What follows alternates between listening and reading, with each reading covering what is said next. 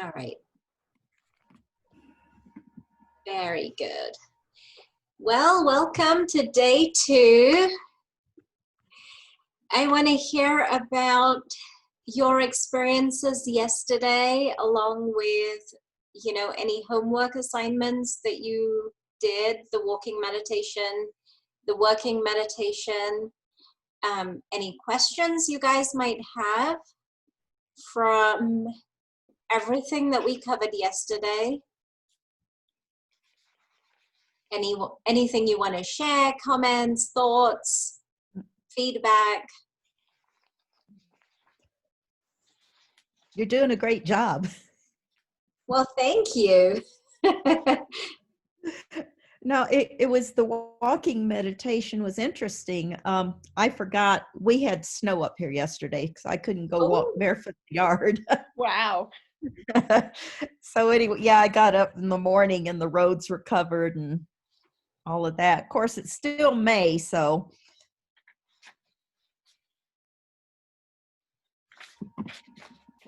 She froze. I was trying to do it in my house. So I tried, huh?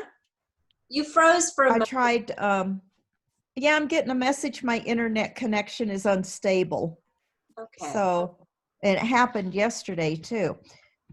So I tried it barefoot on the wood floors, at least to try and connect with some wood. But it was interesting because I learned a walking meditation a few years ago, but I kept losing my balance. And so my whole concentration was that. And I tried adjusting the length of my steps and things, but I seemed off balance. I don't know what that means. You're not fully grounded in your body? I don't know. Well, keep doing it and see if anything shifts.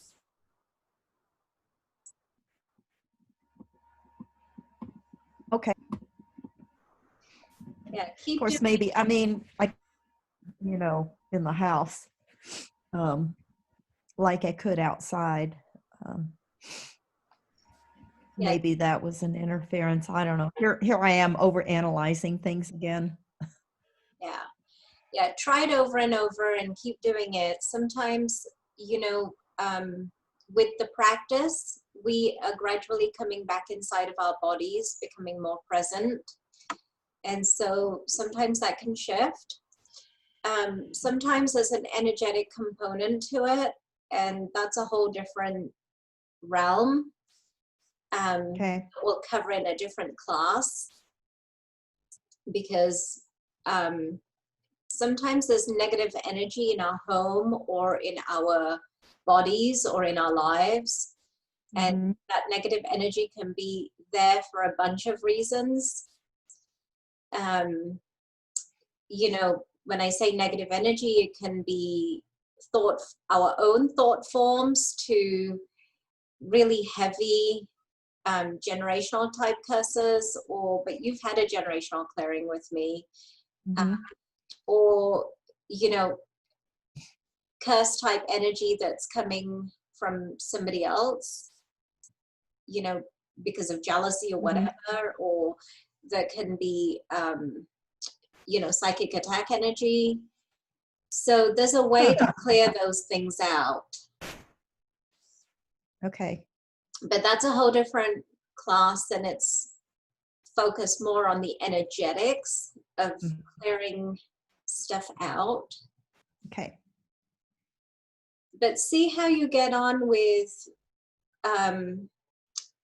just walking and practicing being really balanced and grounded in your body. You have the tools, so see how you do with that. Yeah.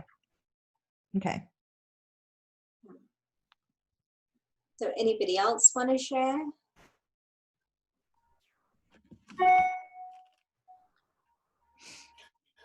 I thought this was quite complicated to do. It reminded me of a beginner trying to learn to juggle, and I've never learned to juggle. I may have tried getting 2 balls in the air at once and with no success. I did get as far as the you know, the lotus flower and kissing the earth. But when the more I added to it, the more it seemed clumsy. And I also noticed when you start with breathing in, and I'm saying to myself, I have arrived, and I'm exhaling as I start. So I wonder what would happen if you started with exhale instead of inhale. I don't think it matters. It's Yeah. adapted to whatever works for you. And if it's starting with an inhale and switching a few things around, then do it. And I kept referring to my notes as to what the words I'm saying to myself, and thinking,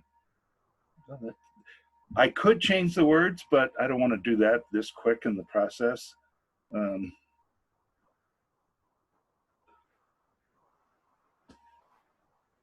And okay, one question that comes up is, I probably want to do this on a regular basis for the foreseeable future, and maybe longer than that.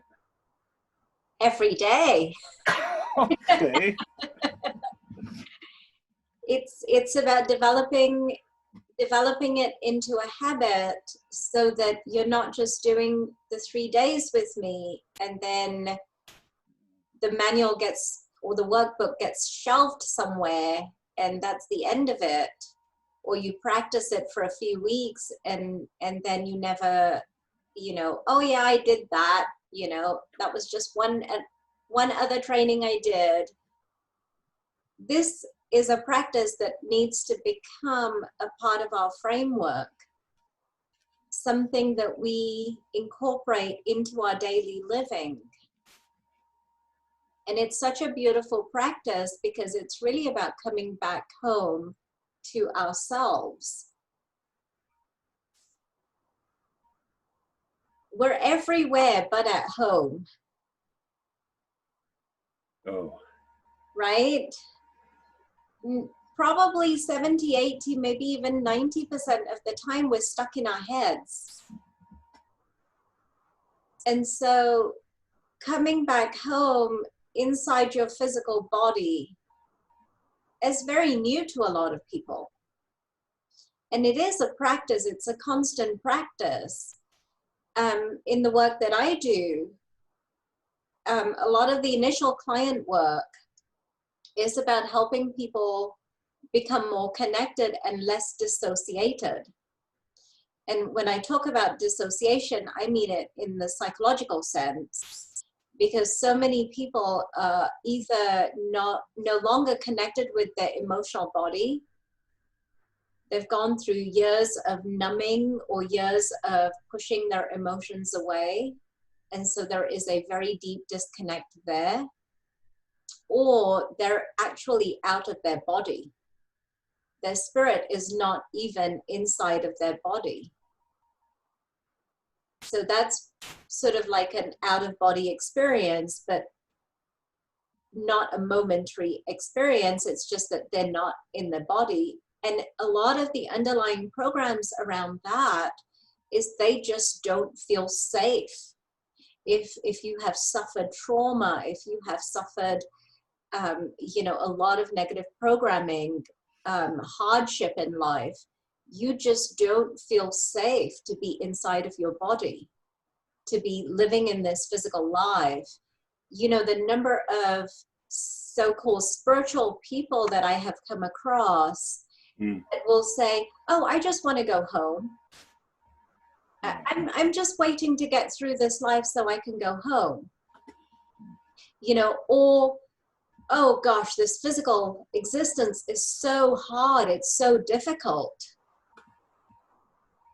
And so all of these are clues to me that they're actually not grounded in their physical body, they're out of body.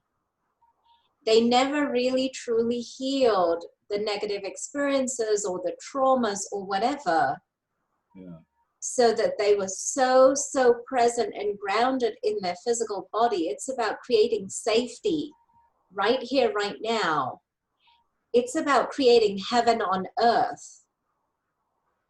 And when you clean out the negative stuff, the traumas and the negative experiences, you are so in your body, so present. That's when you can experience the magic, the miracle, the wonder of life. It's right here. That beauty that God created is in everything. We just don't know how to look at it and how to soak it in. Every tiny little thing in this manifested world is a miracle.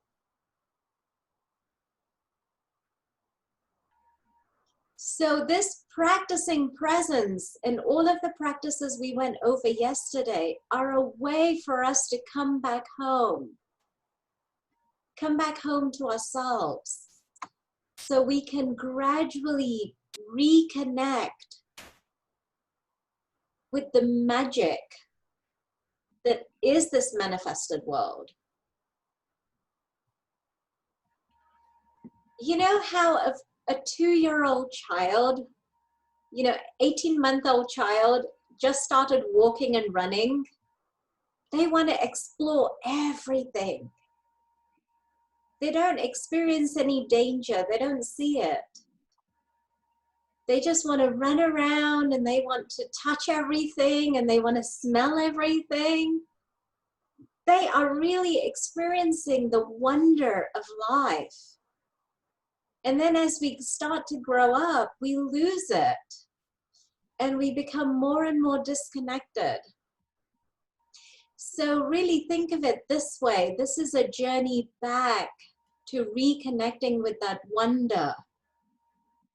To be, imagine what it's like to be that 2-year-old again, that wants to smell everything and hear everything and touch everything and taste everything.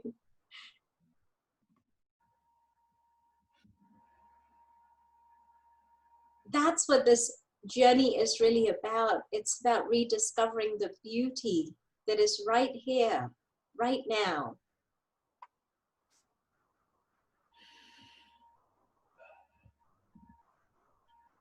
Well,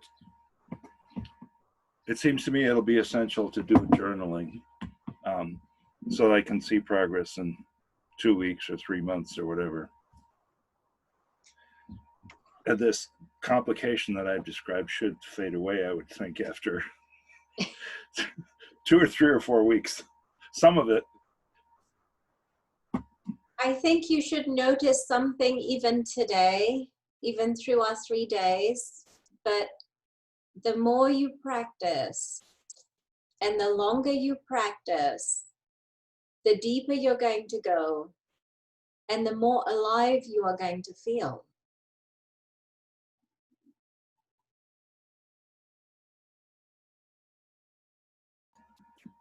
It took me a while to unmute. That's exciting.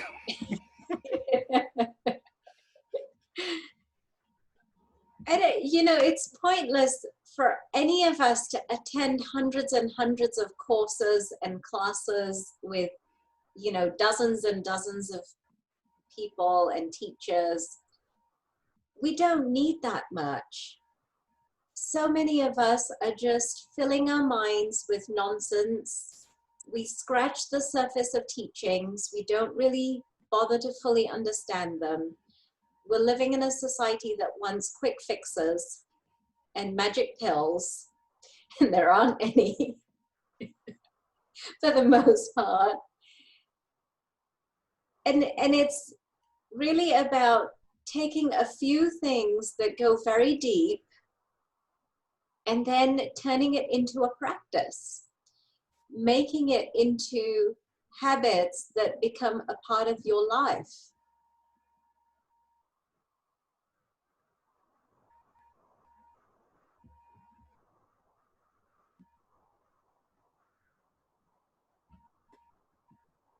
So you don't need to spend hundreds of thousands, Bruce. You don't need dozens and dozens of courses.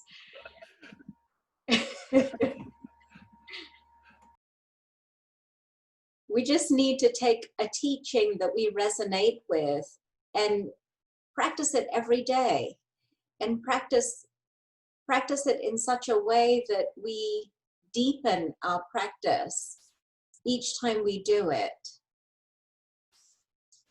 So then it becomes an experience.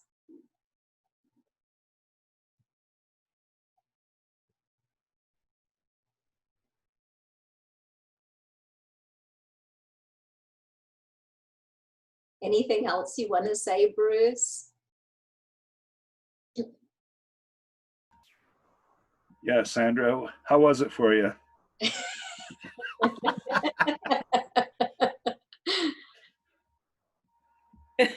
That's called deflecting, Bruce.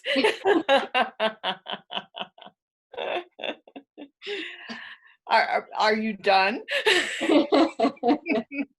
Or do you need to answer Mira's question? I think there's nothing else I want to say at this point. I'm done. Well, I'll go ahead. I have to say, so Mira is talking about, you know, being like a little kid, just, I'll say, drunk on life. Woo! I had to change the wording there. So some of you know, I come from a place of deep and long and frequent depressions, and where I wanted out. And so I've contemplated suicide, going home, many times through the decades. However, at some point, I decided that I wanted to live my life fully here. And so I started my transformation. And now, for the most part, I just love my life and live it pretty joyfully. So yesterday, and I really appreciate the mindfulness, and when I did my walk, I chose to go to Murray Park. I love to walk in Murray Park and engage all my senses, but with the intention of being very aware of my breathing through whatever other senses, you know, I could only do one at a time, I will say. And of course, the hearing and the seeing senses are the dominant ones. And so I would, as I was walking, I would just say, okay, what am I hearing? And oh my goodness, there's so much to hear. There were families and conversations and children's laughter and birds and the babbling brook and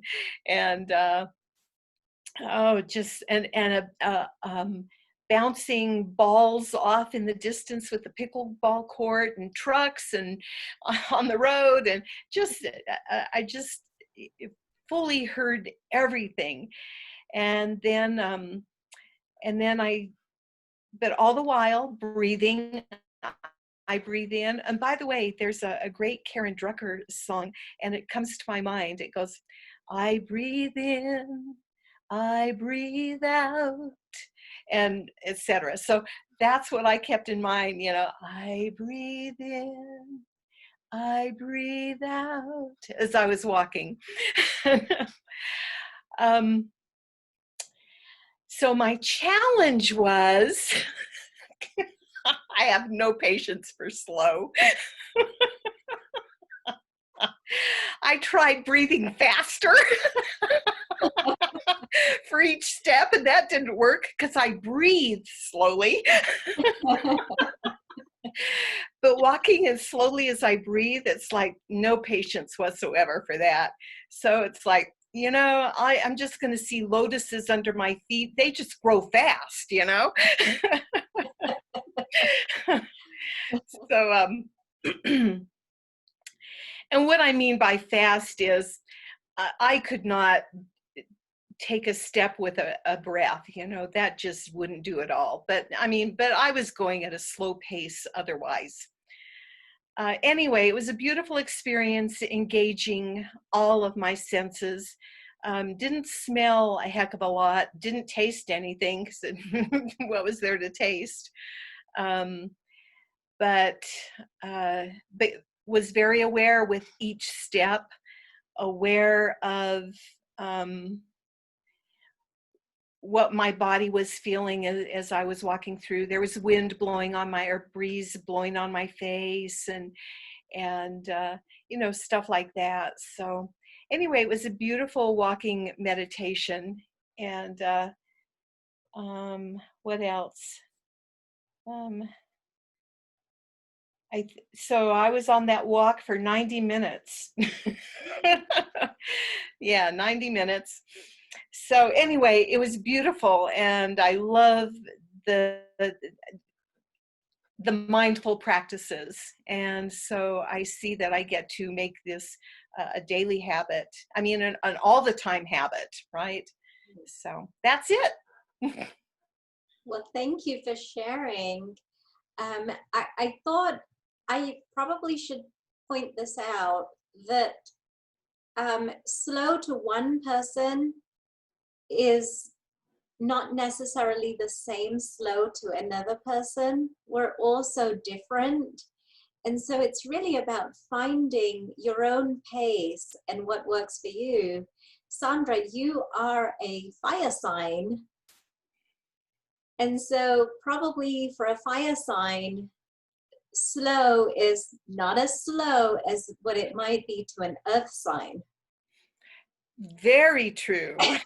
Because I have lots of earth sign friends, and man, are they slow.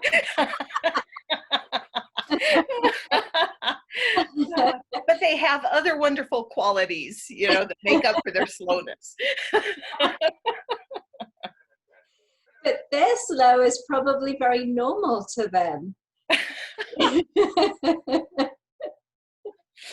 Very true. Very true. So I think it's about finding our own pace and what works for us. And remember, the teaching is just there as a guide. And we get to adapt it to how it's going to work for us. The important thing is keeping the intention and understanding where this teaching is supposed to take us. And so our practice is really a way to get us to being in that present moment and to go deeper and deeper into the connectedness of all life.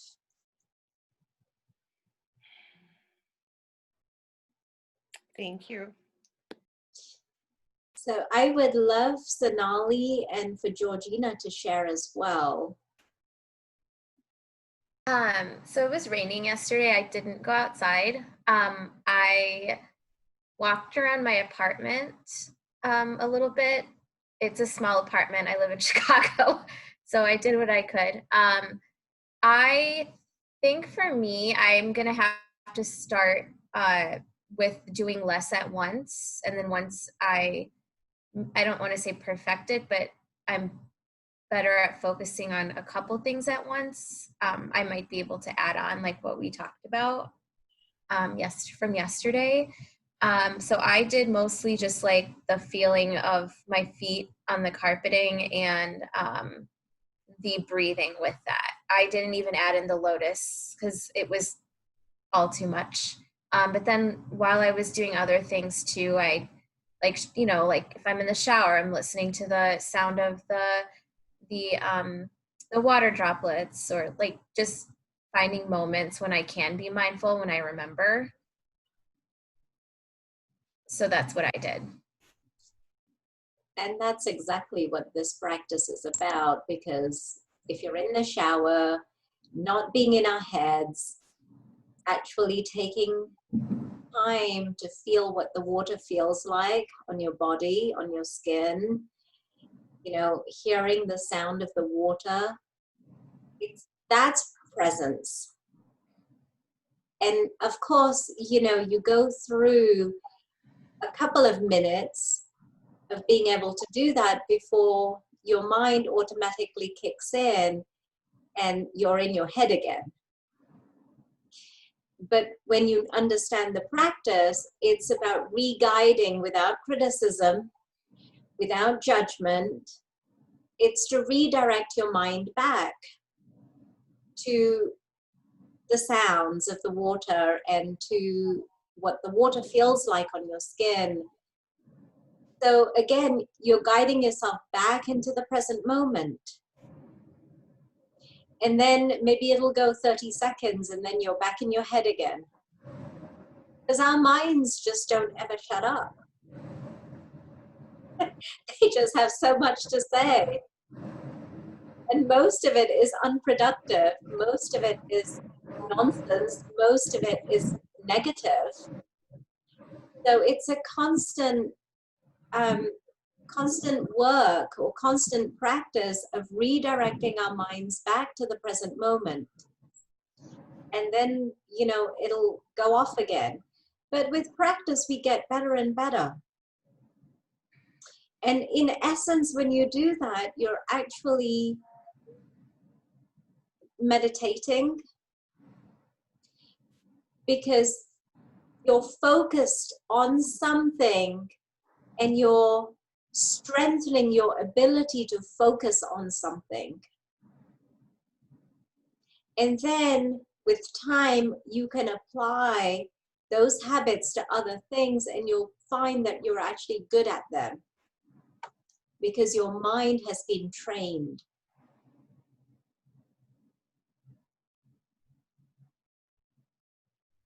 Now you can see how mindfulness can be step one and how it can help to gradually get to the place where you can easily meditate and sit in meditation.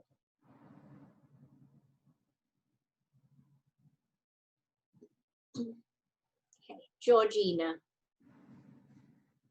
So for me, I was like Sonali. At first I was attempting to, like, I took a picture of the words we were going to speak when we breathe in and breathe out. And so I was doing that as I was walking with my dog around the block. And I noticed that I was really in my head at that point. So I put my phone away and I just started to connect with what was around me, and I started seeing the lotuses as I walked. And what I realized too was my slow walking was not the same as my dog's slow walking, so we did a compromise in there. And then, but it was lovely. I noticed that I could feel the sun on my face. I could feel the breeze that blew through the air and hear it in the trees.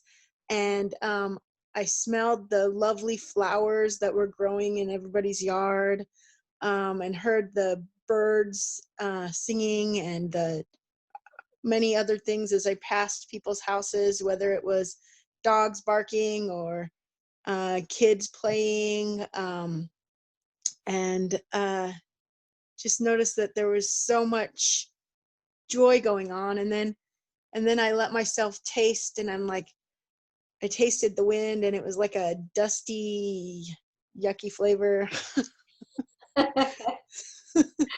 And so, once I just let myself be in the moment rather than attempting to do all the things I thought I had to do to get myself to that moment, then it worked out really well. Beautiful. Thank you for sharing that. I think she described the process and the struggle that we often create within ourselves to getting to that place really well. And so a lot of the times it's just letting go. No expectations, just let go and do the best you can.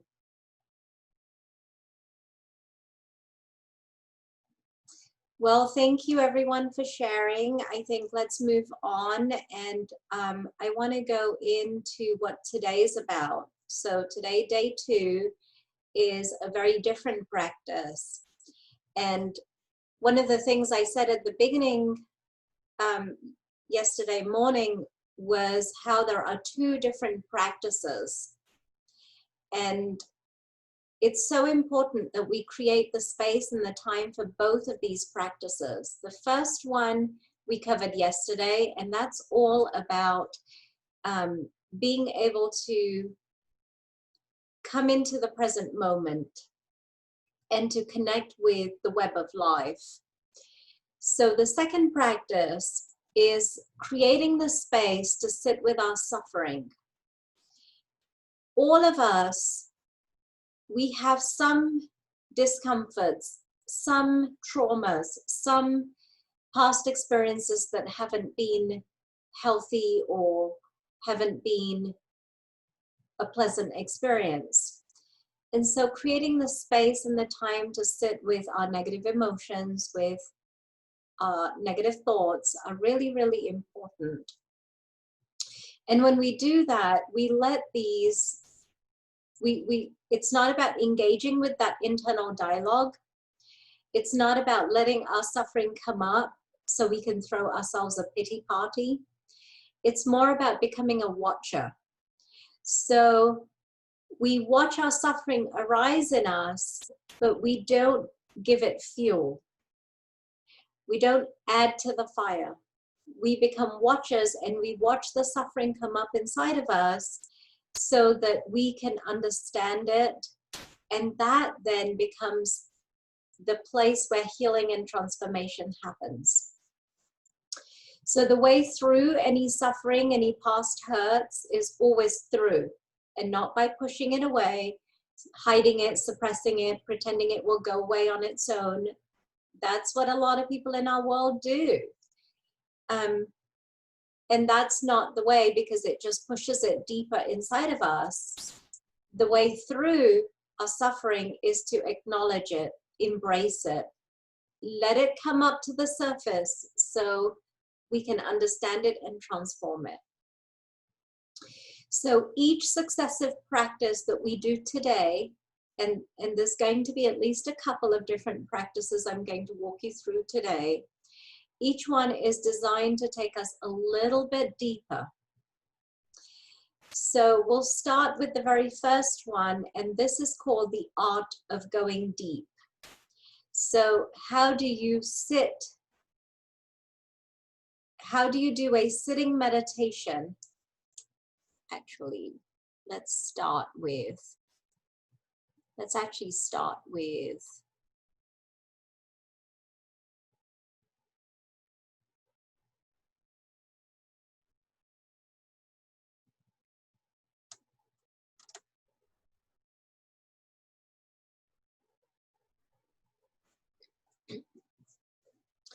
so how do you sit with your suffering? Thich Nhat Hanh very, very clearly in his teachings came up with a number of steps, and you guys all have this in the workbook, that we have to undergo in order to allow us to go from being in the present moment to actually be able to connect with our suffering. And that's the process of going deep. So I'm going to walk you through this in a very guided way, but then the notes are there and you can use this as a practice. Doesn't have to be every day. Some of us only really get a chance to sit with our suffering maybe once a week or once a month. But the important thing is that you are able to create the time and the space to actually sit with your suffering. So if you guys want to go ahead and close your eyes and just sort of get comfortable. So we're going to start with becoming aware of your breath. Just the inhale or the in-breath and the exhale or the out-breath. So just take a few minutes just to be aware of your in-breath and your out-breath. And as you're doing this, you can say to yourself, I'm breathing in, I'm breathing out. I am breathing in, I am breathing out.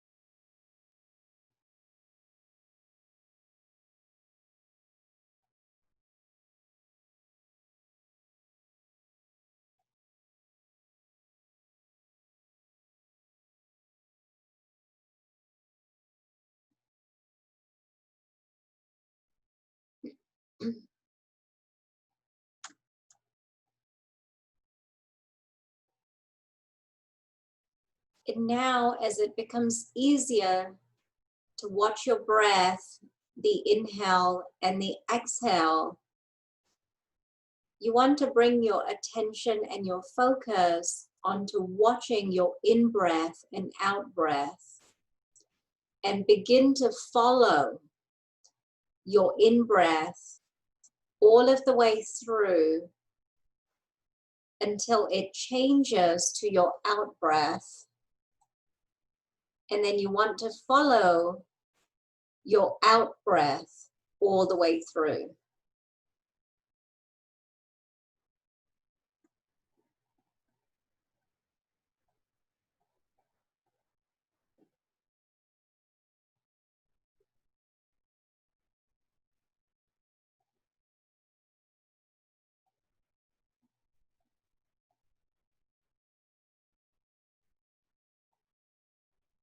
And as you're following your in-breath, you're aware of how it's moving through into your nostrils, past your nostrils, perhaps down your esophagus, and into your lungs, and then catch the moment at which it changes from your in-breath to your out-breath, and then follow the air essentially all the way back out in the out-breath, the exhale.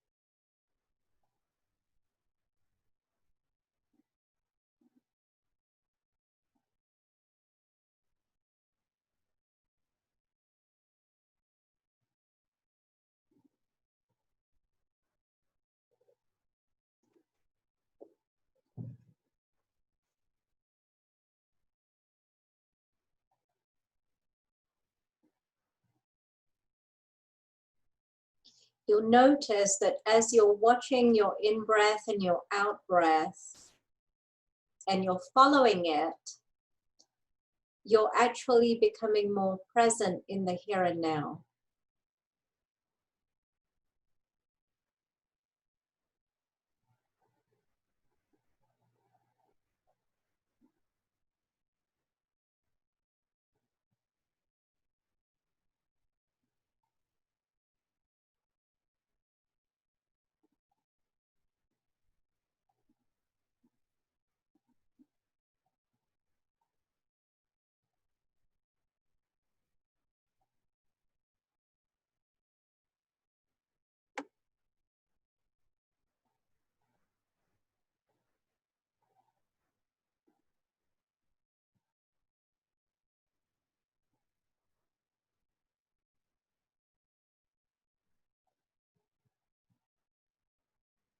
So the point at which we become really present in the here and now, then we move on to the next step. And in the third step, we start to become aware of our body.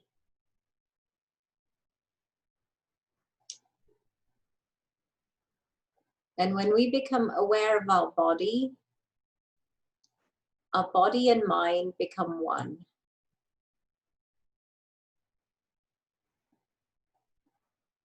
Our mind becomes present. And so body and mind are together. They are now aligned.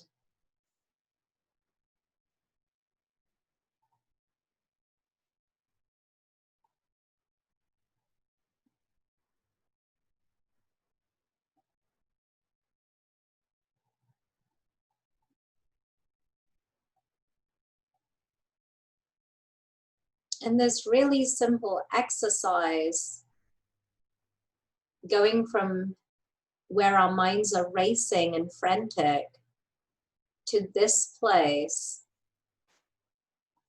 this itself can generate a feeling of quiet and calm inside of us as we relax and let go.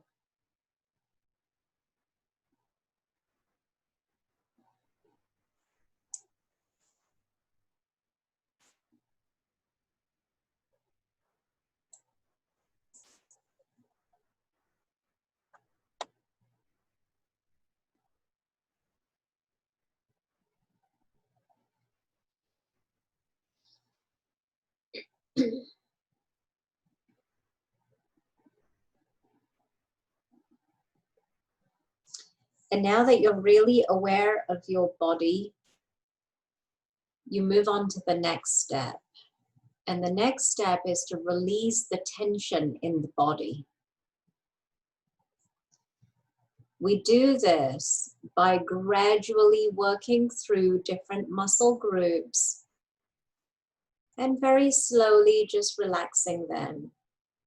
Now you always want to move starting with the feet and gradually just moving upwards through your body, through different muscle groups. Just letting yourself feel each part of your body. And as you're focused on that part of the body, oh, excuse me, you're allowing that part of the body to fully relax and to release any tension that may be stuck in that part of the body.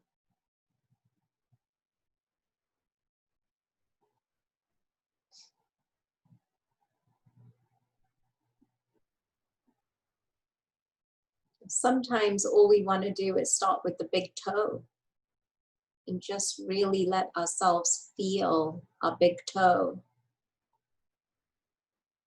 Feel the muscles, the tissues, the bones, the skin that makes up that big toe.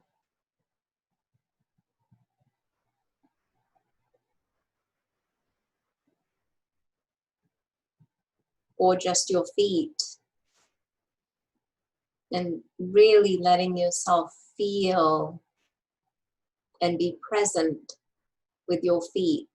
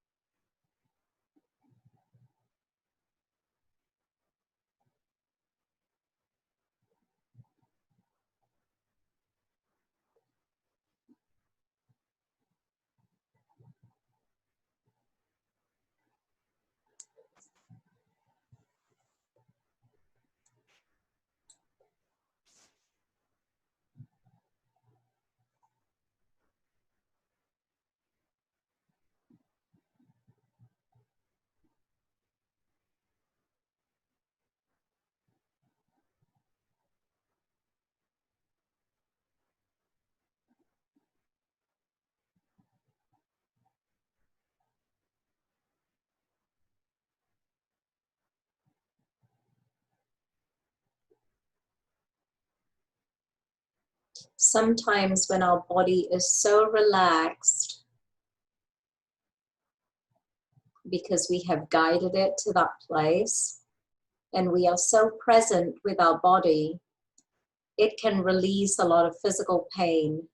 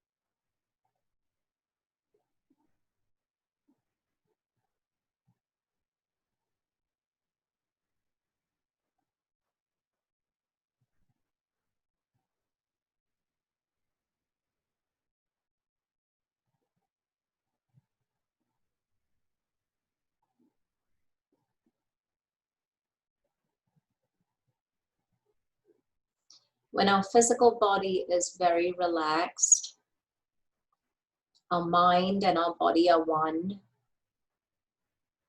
They're together. They're present in the here and now. We can move on to the next step. And in the fifth step, we can try to generate a feeling of joy inside us or a feeling of happiness inside us. And sometimes the way we generate a feeling is by remembering an event or a time when we experienced real joy.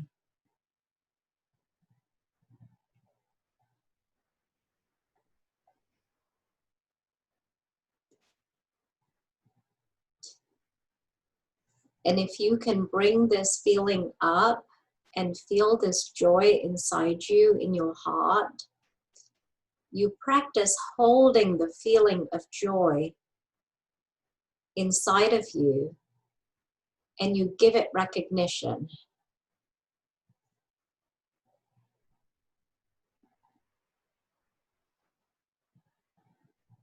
So in other words, you're bringing your awareness and your attention into this feeling of joy and how it feels inside of you.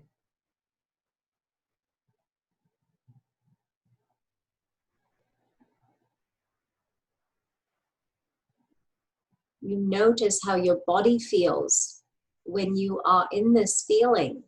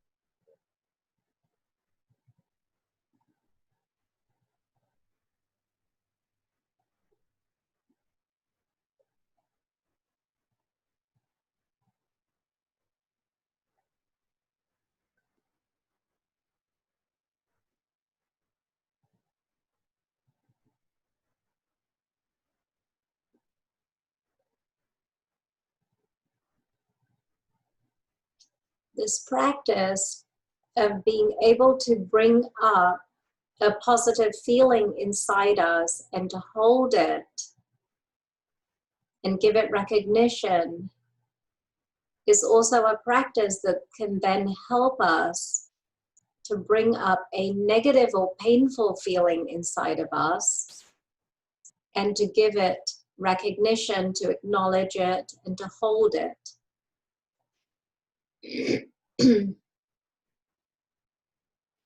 So now in the next step, we can move from the positive feeling, such as joy or happiness, into becoming aware of a painful feeling inside us.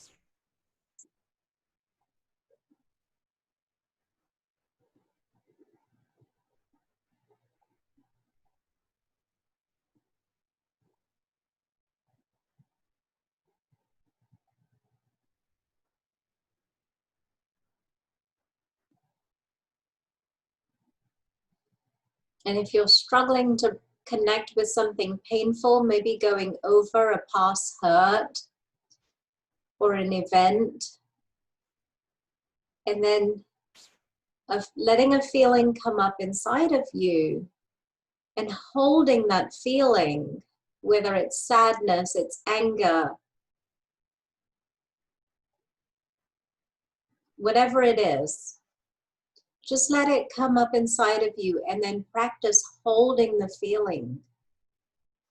And as you're holding it, you're not engaging with it, you're watching it.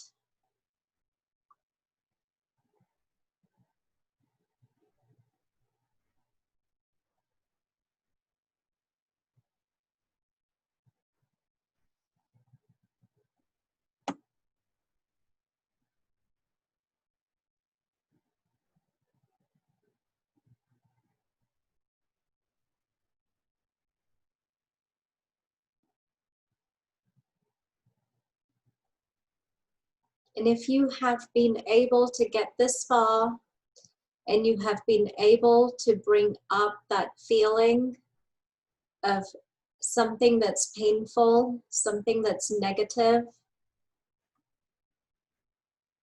and you're able to hold it, you can now move to the next step, which is just to tenderly embrace that painful feeling. To give it love, to give it compassion. Like we said yesterday, it's like that part of you, which might be a painful feeling, is like a child, a hurt child. And you're sitting with that hurt child, giving them your presence, your attention, your acknowledgement, your love, your compassion.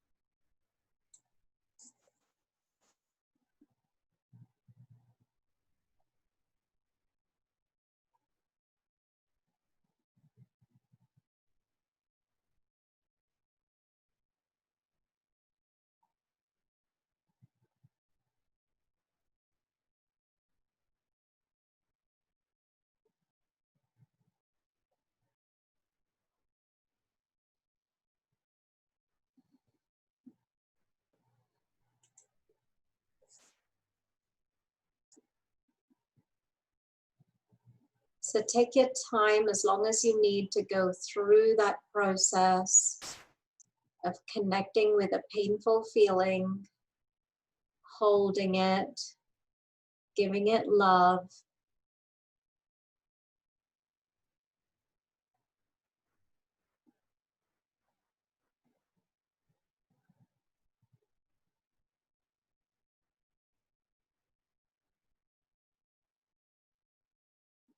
perhaps even going deeper and having some kind of communication,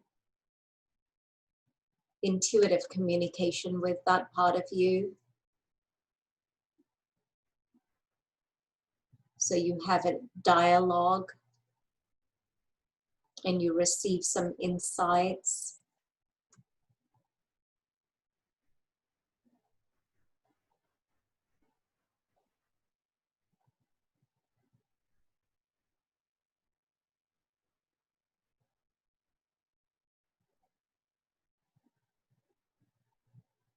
So let yourself just go with this process for as long as you need to. And when you feel you are complete, you can bring yourself out.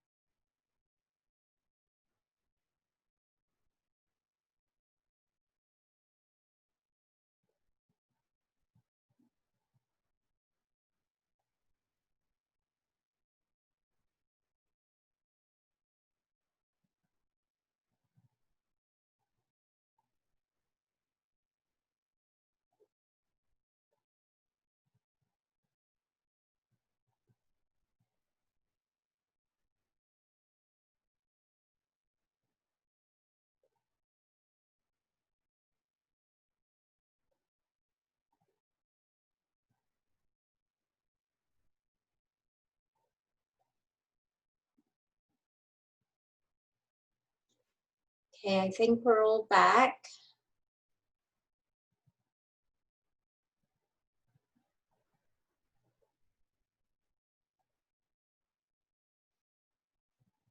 Was it heavy for some of you?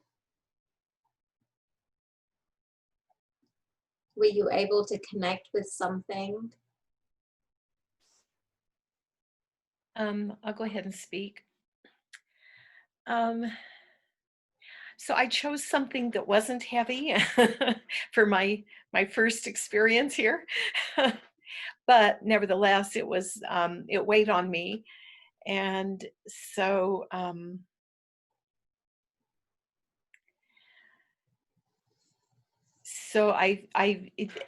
it worked for me. So I could say that. So I worked with a recent disappointment, and um, what I did, and I've heard several people say, oh, am I doing it right or wrong?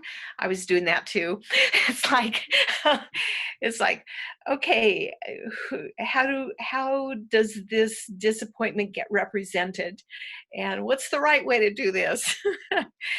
and and so I chose using little Sandy, little child Sandy, and she was disappointment.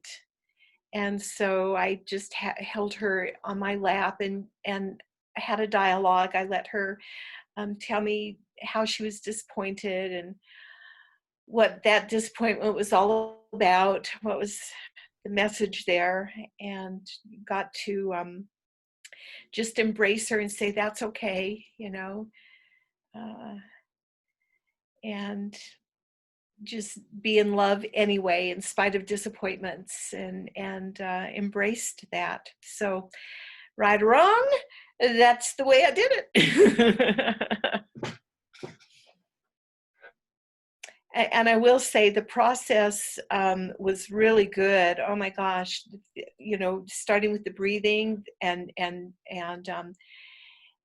made me so present, and then getting into feeling my body. And I got some insight from that too.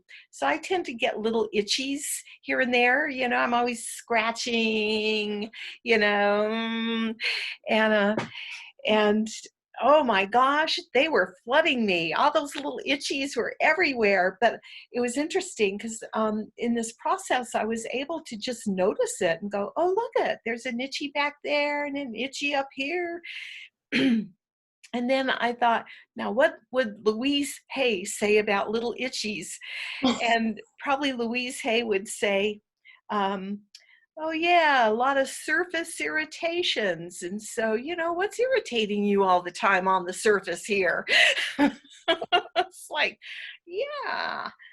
So that was a good process. The whole thing was good for me. It was very meaningful. Thank you. Good, good.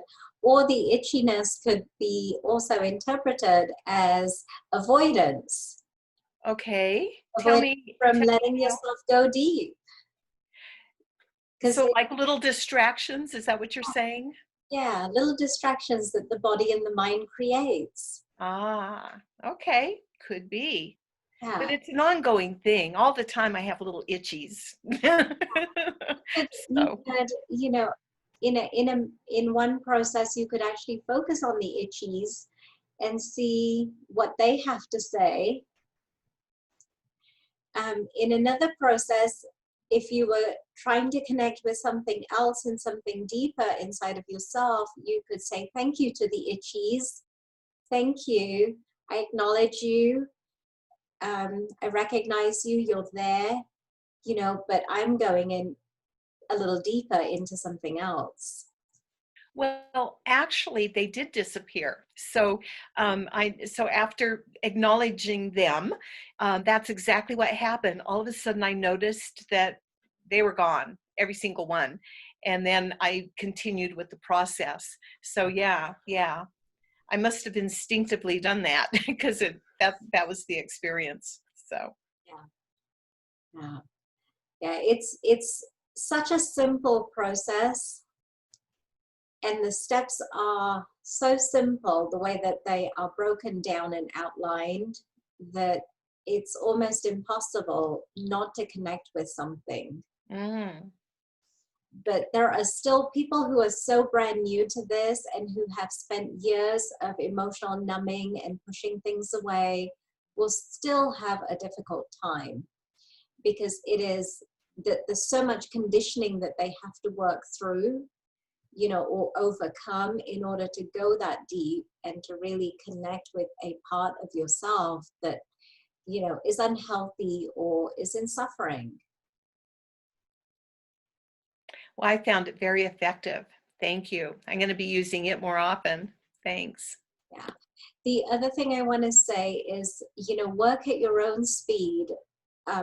Because we're a group, I needed to move us through the process, but you know where you're at. And so when you do this and you do the steps on your own, you know, take your time doing each step until you are really there. You know, so take your time watching your in-breath and your out-breath until you can feel that calmness coming in. And then go into the next step of following your breath all the way through the inhale and the exhale, and do it for as long as you need to. You know, for some people it might be 2 minutes. For somebody else it might be 10, 15 minutes. So take your time to do this for as long as you need to, you know, until you feel that you have really gotten to that place of being able to follow your breath, and then move to the next step, you know. And maybe the whole process, you know, will take you an hour and a half to really get through all the steps. And then for somebody else, it may be 10 minutes. And maybe each time you do it, it will be different. Sometimes it could be 10 minutes. Sometimes you go very deep and it could be an hour and a half.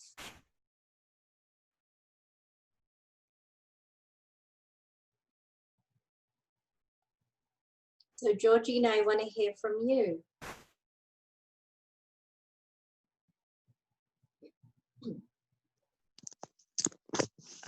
So for me,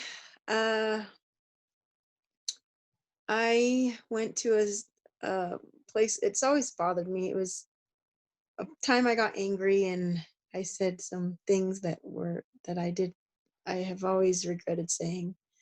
And so when I got to that place, it took me a while to embrace it. So that part of it took me a bit longer, which is why it took me a little bit longer to get back with everybody. But and so as I did that, and you said to have the dialogue. So then I had the dialogue with myself of forgiving myself, and also the dialogue with the person that it was with of letting them know that that that what I said isn't true and that it just happened in the moment, and of also letting them know that I love them, and of if there was any part of them that I took with me, that I give that back to them, and that I just asked for their forgiveness, and then I was able to forgive myself and embrace it, and let that part of me know that it was safe to come home. Very good.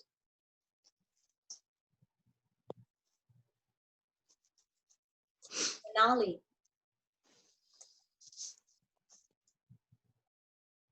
So two things. The first thing I noticed was I don't think whenever I've done this kind of like following my breath type exercise, I'm never really following my true breath. Like that's not how I breathe. I think I take very shallow breaths normally, unless I have like remind myself to take a deeper breath.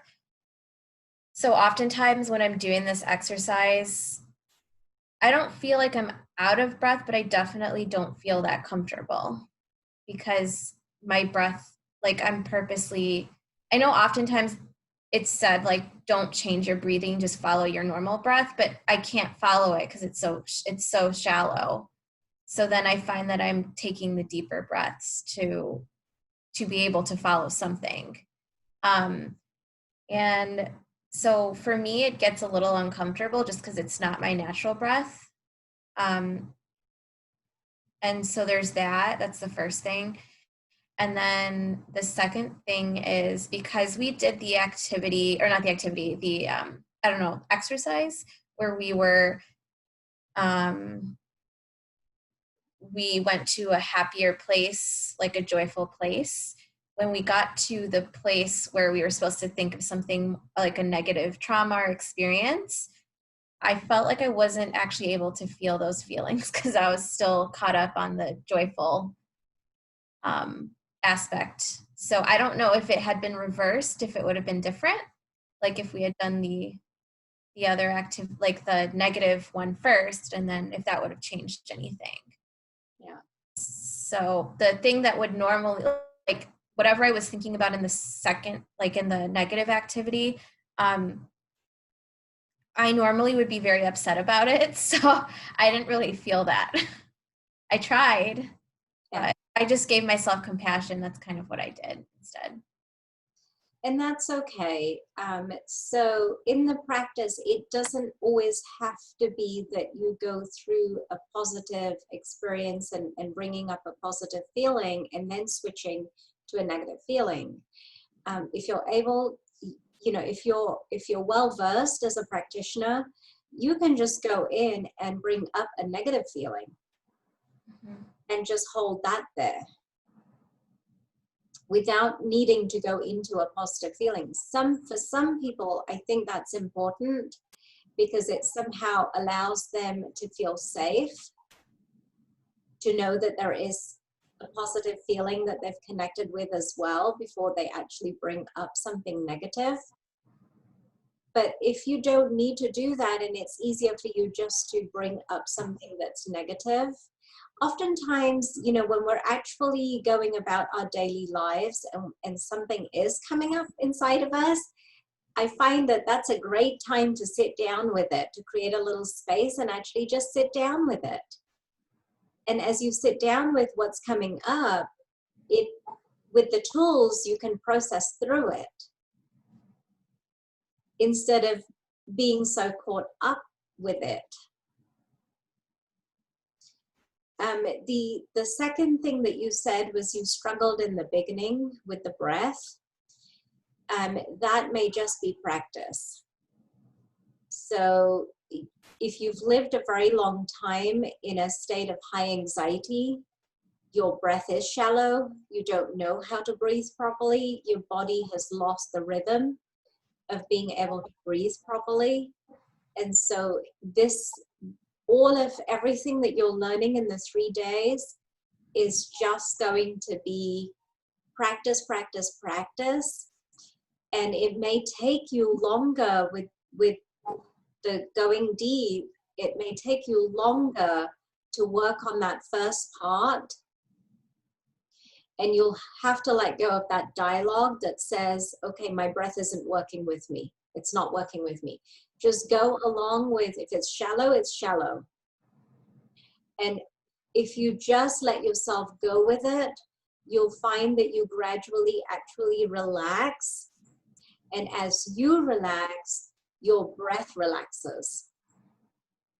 So don't purposely change my breath so that I can follow it. Just follow whatever, even if I can't really follow it, just go with it. Yeah. Okay. Absolutely. As you do that, there will be that, like we experienced in the breathing meditation yesterday, you know, and then there's a place where you relax a little bit more. And then as you continue to go with that, there may be another, and you find that you go deeper and relax more into it. Is that a sigh, like you do in yoga, like okay? And you're saying that would just come and then bring you into a deeper state? Okay. Yeah. Because you're letting go. You're not putting any expectations on yourself. You're just flowing with it. And the whole idea is to just let yourself relax. And as your mind and body are coming together, you are going to relax. And then as your thoughts, you're not so much in your head and you're more present with your body, you're going to relax deeper. And with each relaxation that's taking place, you're going to find that your breath also relaxes. Okay, thank you. Debbie. Well, it was very pleasant to start. I was almost just in a place of no thought at all, except for hearing your voice when you would speak. But then I forget what it was you were talking about, but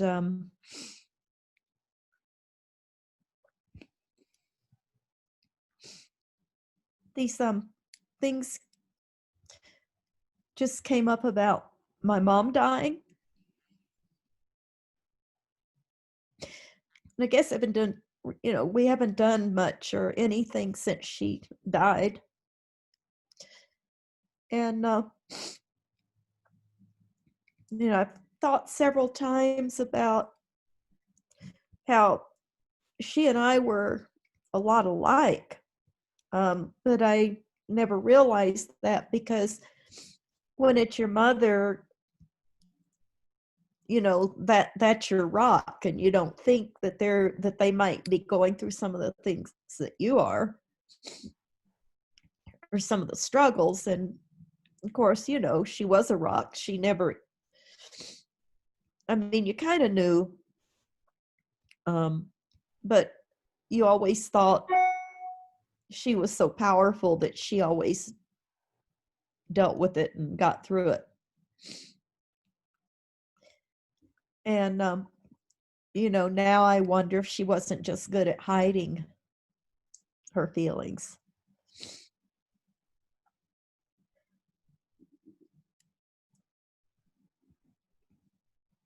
So you had grief come up.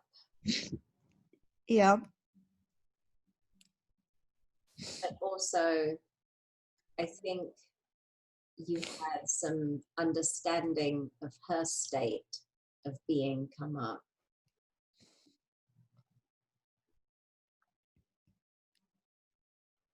Have you been upset or angry with her at points in your life where you felt that she didn't understand you, or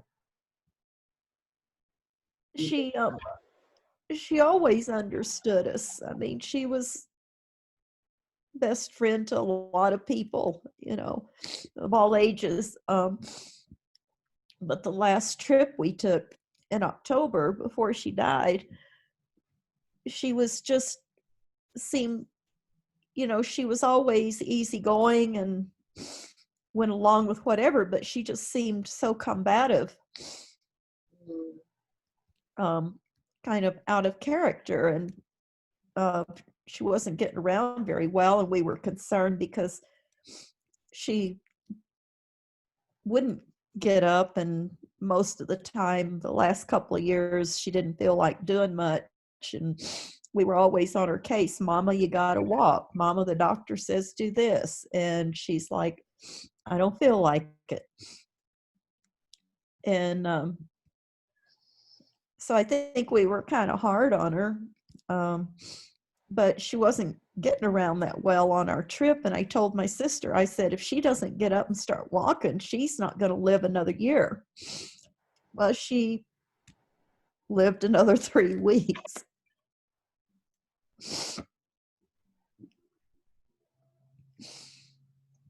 And I just look back and seeing that how out of character for how I saw her disagreeableness was in that. And well, I couldn't foresee maybe her body was failing then.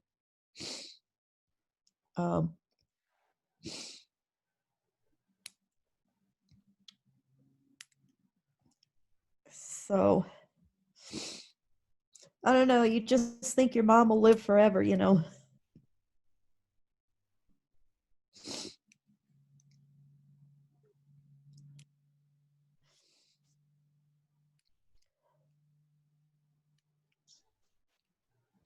so I think, Debbie, you haven't processed through the grief completely. So this will be a really good practice to go in as many times as you need to and sit with the grief and just give it love. It'll help you not to push it away, not to suppress it, but actually move through it so that you can come out the other end.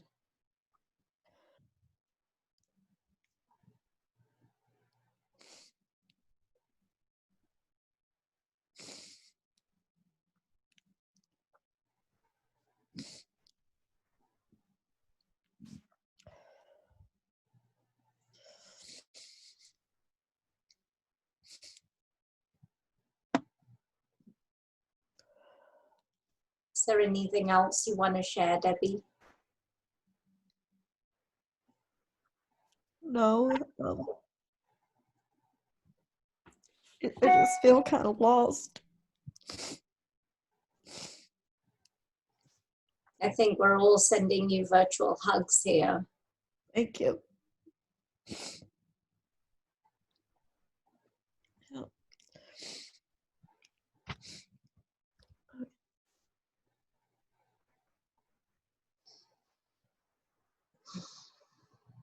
Bruce?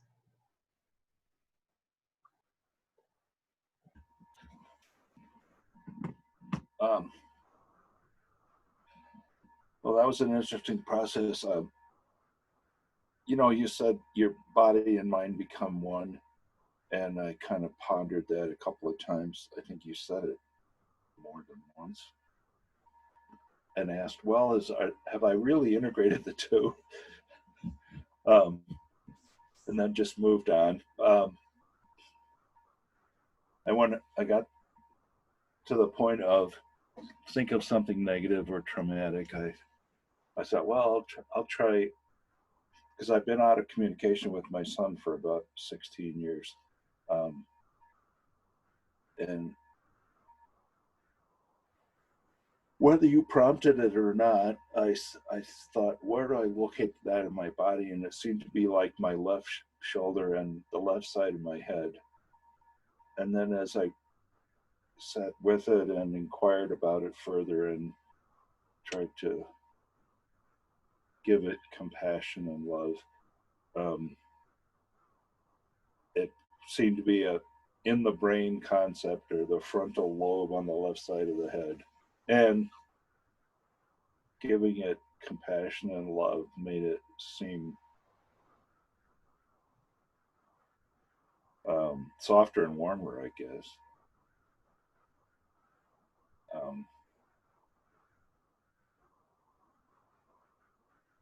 At this point, at this instant, it occurs to me, would I want to do that numerous times to try to get, so I guess, something substantial. Well, I know that I think I want the substantial that he would communicate with me again. That's a wish, and maybe using the process can help me get that realized. I don't know.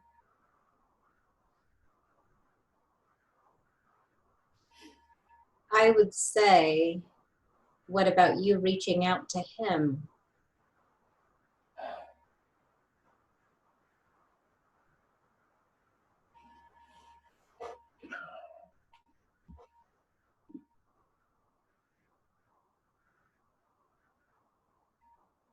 Well, I haven't made an attempt to for a few months, or maybe more than a year.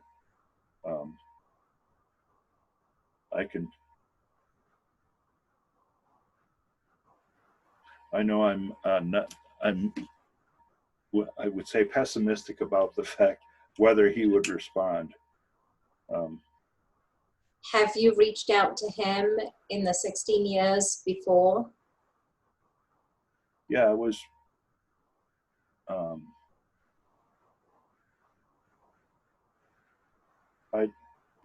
I telephoned him frequently, but he didn't answer and he didn't return the call. I probably texted a couple of times, but mostly it was just the phone. I was at least trying to call him at least every month, maybe more often, until about a year or two ago. Okay. Because I question whether his phone even gives him indication that I'm calling, because he has me blocked. Yeah.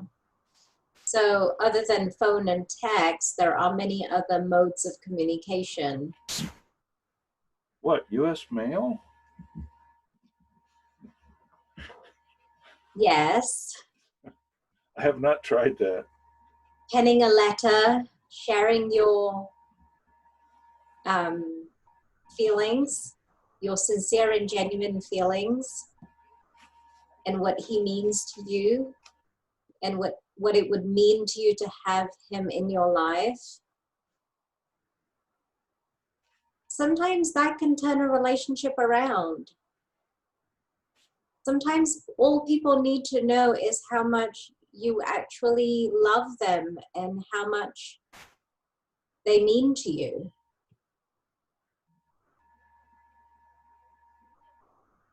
I know we're in quarantine and, you know, social distancing and, you know, whatever. We're supposed to stay away from people, but, you know, when a relationship is that important, sometimes just showing up to the door and knocking on the door, and the worst they can do is tell you to leave. And you come back again another time, you know, with flowers or box of chocolates or whatever, and you know, maybe a note to say I love you. And the thing is, no matter how hard somebody is or how resentful they are or how angry they are, at some point, if you keep giving them love, they have to soften. Put yourself in that situation. You're really, really angry at someone, and you think that you have all the right to be angry at that person because they really hurt you. They really upset you, or they did something. Maybe it's a misunderstanding, but you have your perspective and they have their perspective, and you are absolutely sure that what they did was so wrong,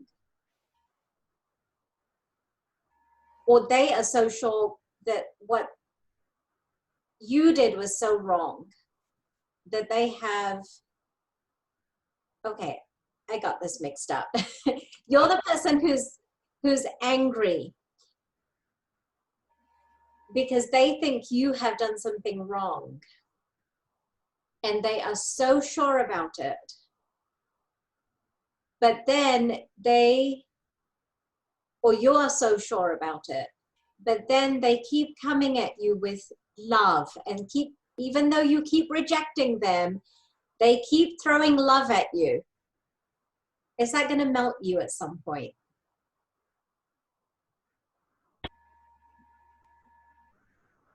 Is there anyone here who can say, no, I'm going to stand in my ground?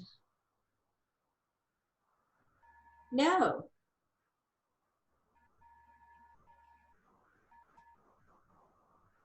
So if you keep throwing love at your son, Yeah. even though he says mean things and he's unaccepting of you, he rejects you, at some point he will soften a little. Maybe soften enough to start a dialogue with you. Then that becomes a doorway for you to reestablish a relationship. Honestly, we give up way too easily. And we get our priorities all screwed up because we don't know what is important and what really matters.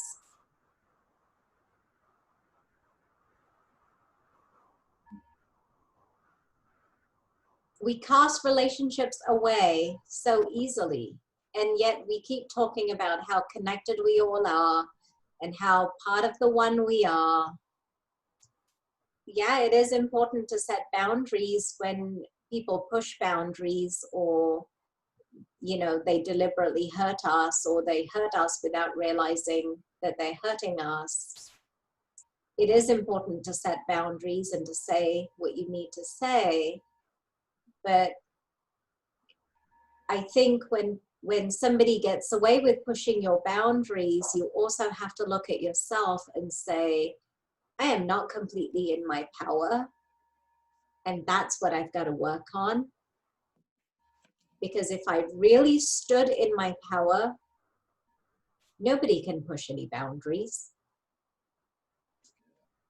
Nobody would come and mess with you.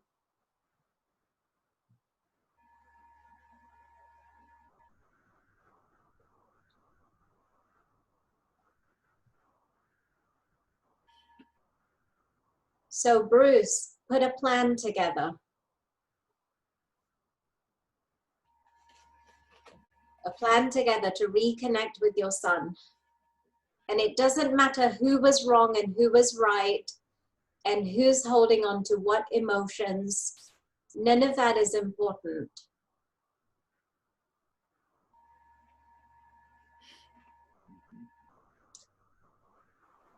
You can be the one to make the first move. we get on a high horse and we think that the other person should be the one coming to us.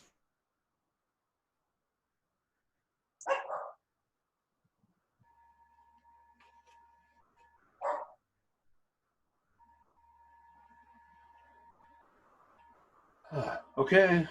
That's a big sigh.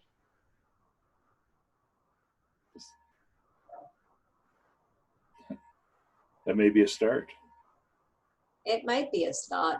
You could easily, if you know where he lives, leave some flowers at the front door with a note that says, I love you. And I really want a relationship with you, you know, or to that effect. Yeah. And keep doing it over and over. Keep doing it. Maybe it'll take you 20 times before there's a little softening.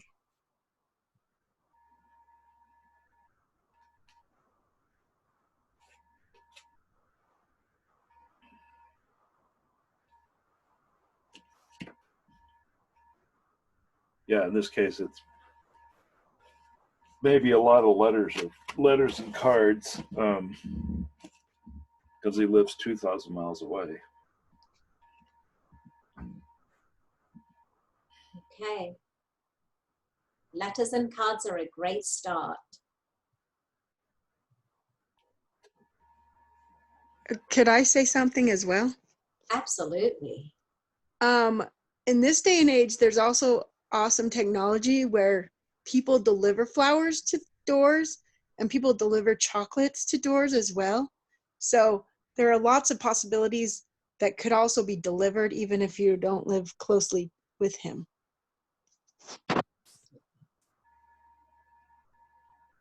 Thanks. There's also email if you don't know where he lives.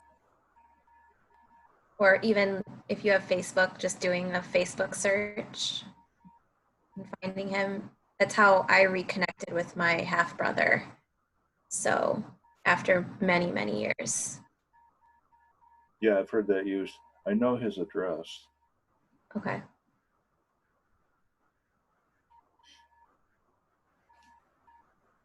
That's a great start. Send some chocolates or some flowers with a little note that says, I love you, da da da.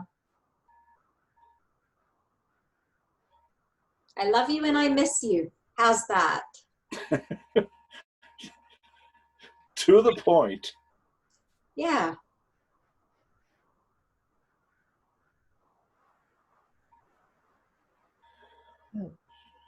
Can I mention something? It's not quite the same thing, but we didn't know it, but a few years before my dad died, he wrote a letter to each of us to be given to us after he died. And it was the sweetest thing, and it was a side of him that we didn't see. And we did, you know, we had a relationship with him, but I can say that if you just write how you feel and what you feel about family and that, it would just resonate with him, I think. You know, what you love about him and things like that. So,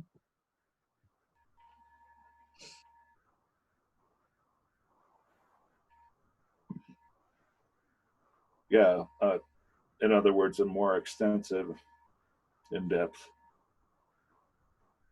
expression of my feelings. At least to put it on paper initially, and then at some point try to get it to him so he sees it. yeah, just make it, you know, pretty simple. My dad's wasn't that long, and he titled it "It's a Great Life, comma mine."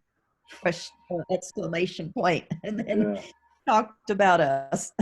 And we thought, wow, that's really something. We had no idea that he had those feelings. And so I think like Mira said, it'll probably take your son a long time because he's probably got some ego too on towards softening, wouldn't you think, Mira? Mhm. I mean, yeah, and he's been in this anger mode for so long. It's sometimes it's hard to let that guard down. So I was thinking the same thing. And so maybe keeping it sweet and simple to begin with, you know, so flowers or chocolates with I love you and I miss you, and just leave it at that, you know, and then the next time take a bigger step, and eventually you know, you get to a place where he'd actually read a letter that you wrote. Yeah. Sometimes we are, you know, we soften inside our hearts, but we still want to keep that facade of anger that says, oh no, I'm still rejecting you. So we're not showing signs that we're softening, but actually we are. Yeah.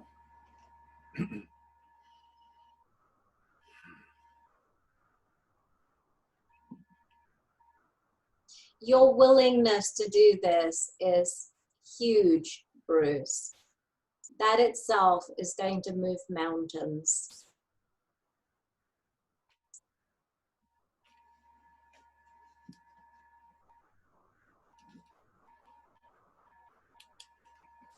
Okay, so we're about 10:42-ish Utah time.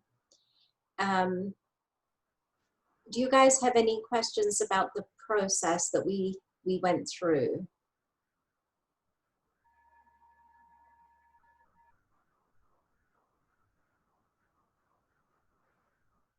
No? Um,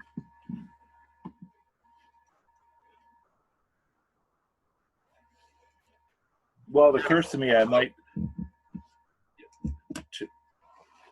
put together, like if I was training to run a marathon or to do some athletic, you know, accomplishment, I would put together a training schedule. I would do this 4 times a week, and I would do that twice a week, and I would spend this much time doing X and Y. And it seems like it would make sense to consider that and follow through with creating my program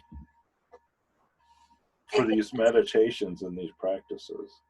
I think that's a great idea.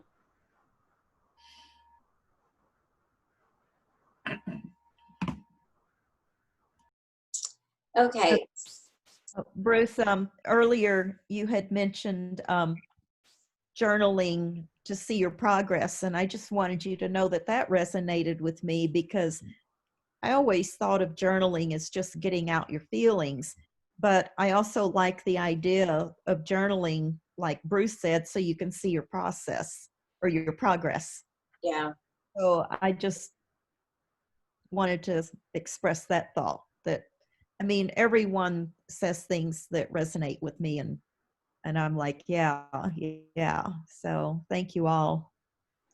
It's amazing when you've kept a journal and you go back, you know, 3 months later and you're like, wow, I've come such a long way from where I was, you know, and then years when you have kept a journal and you go back years before, you're like, wow, I'm no longer the person I used to be, in really good positive ways. So journaling is a beautiful way, you know, not just to keep a record. And what I find is, as I'm journaling or as I'm talking, you know, if I am talking, you know, to Adam, for example, that's also my way of processing. And I often come up with the solutions myself, even though I've gone there to talk about a problem. But in the process, I've processed and I've come up with the solution myself. So journaling works very similarly, because as you journal, you'll find that you'll get to the solution all by yourself.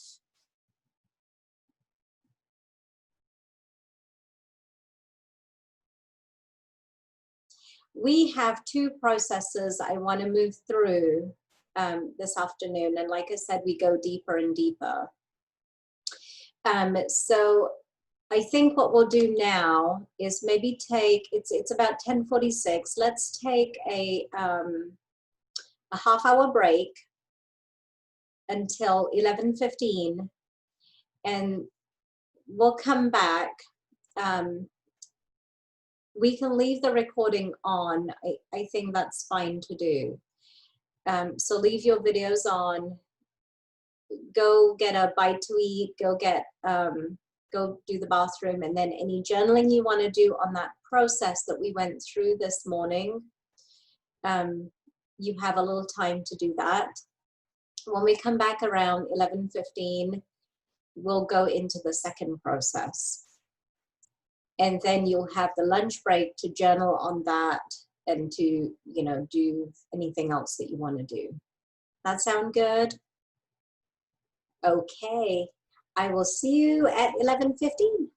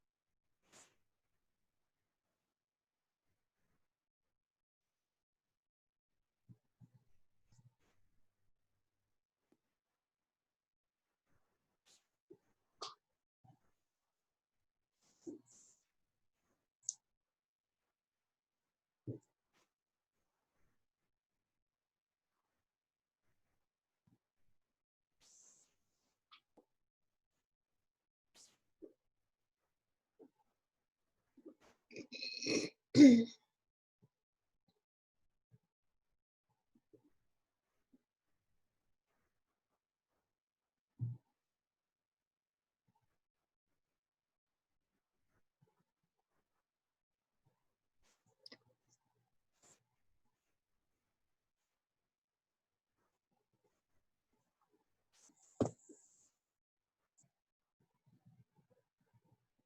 we all back?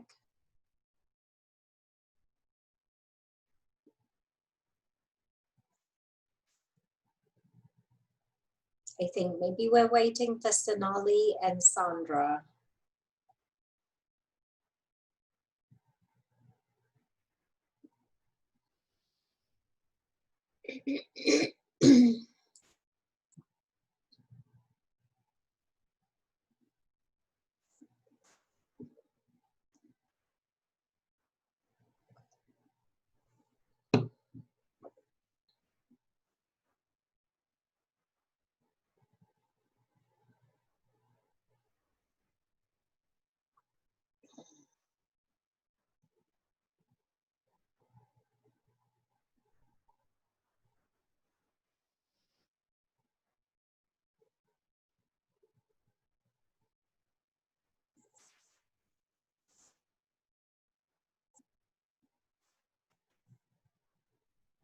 Are we going to do the sitting meditation now, or will it be this afternoon?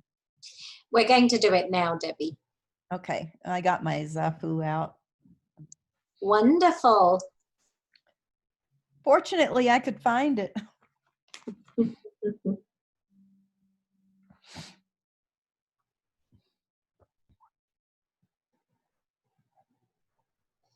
Sandra, are you back yet?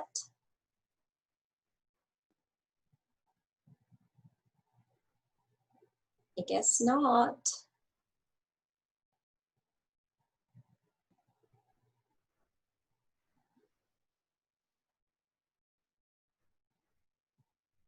Oh, I can see one of your cats in the background, Debbie.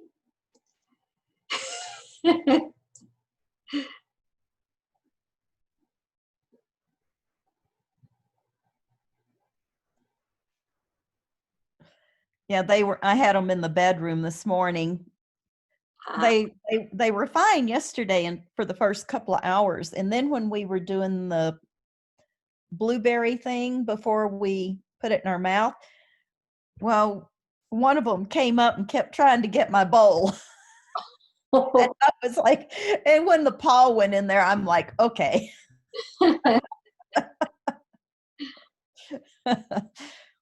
So they were in the bedroom this morning. They're kind of bewildered about it, but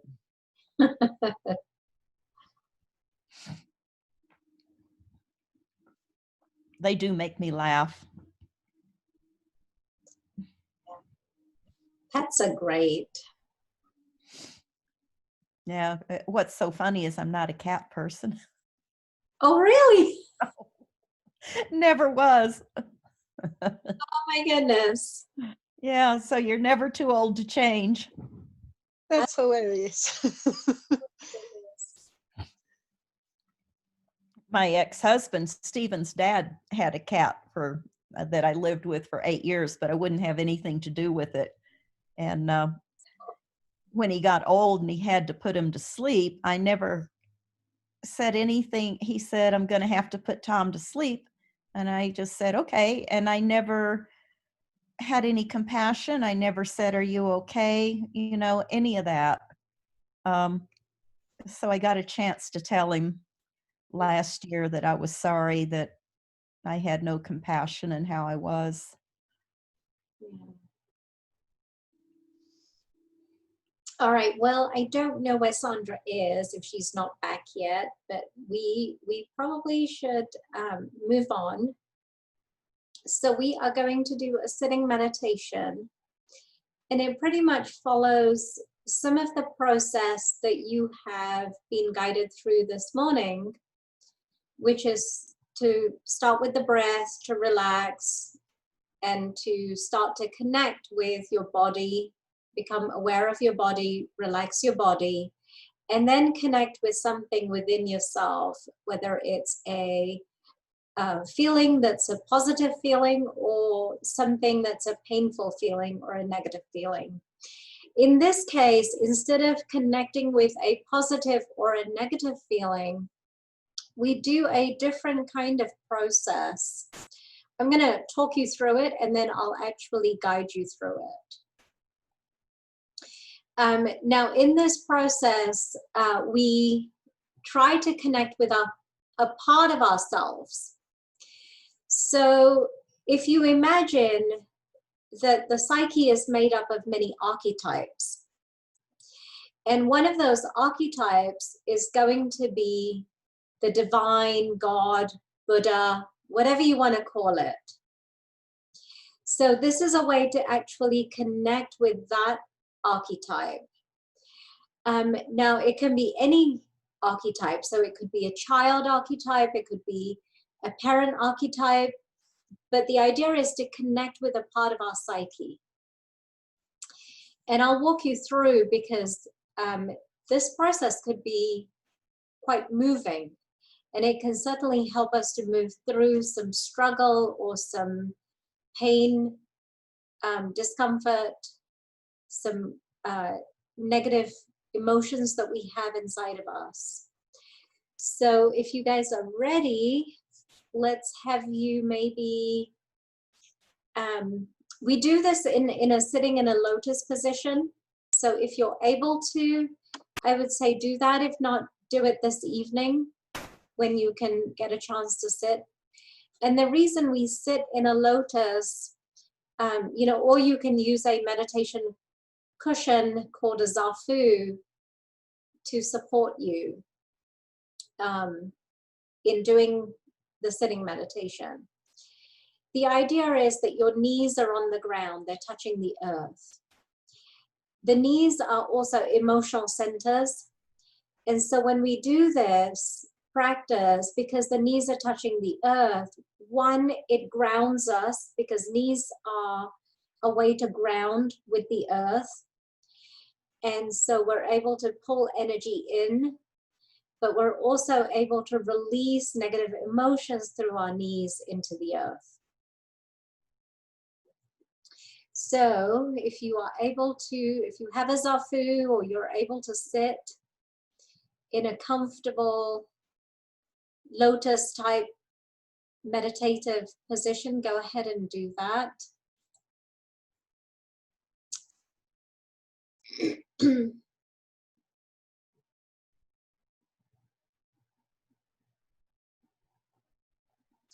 And so we're going to start with the inhale and the exhale.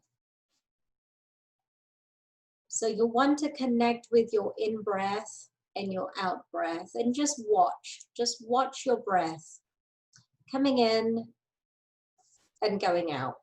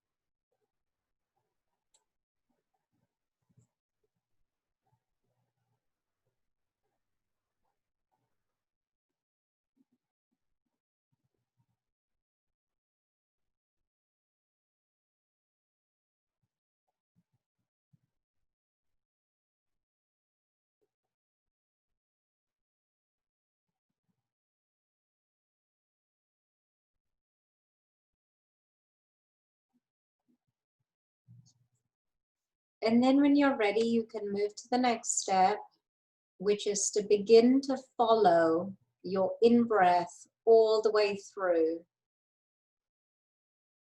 To notice the point at which your in-breath changes and becomes your out-breath.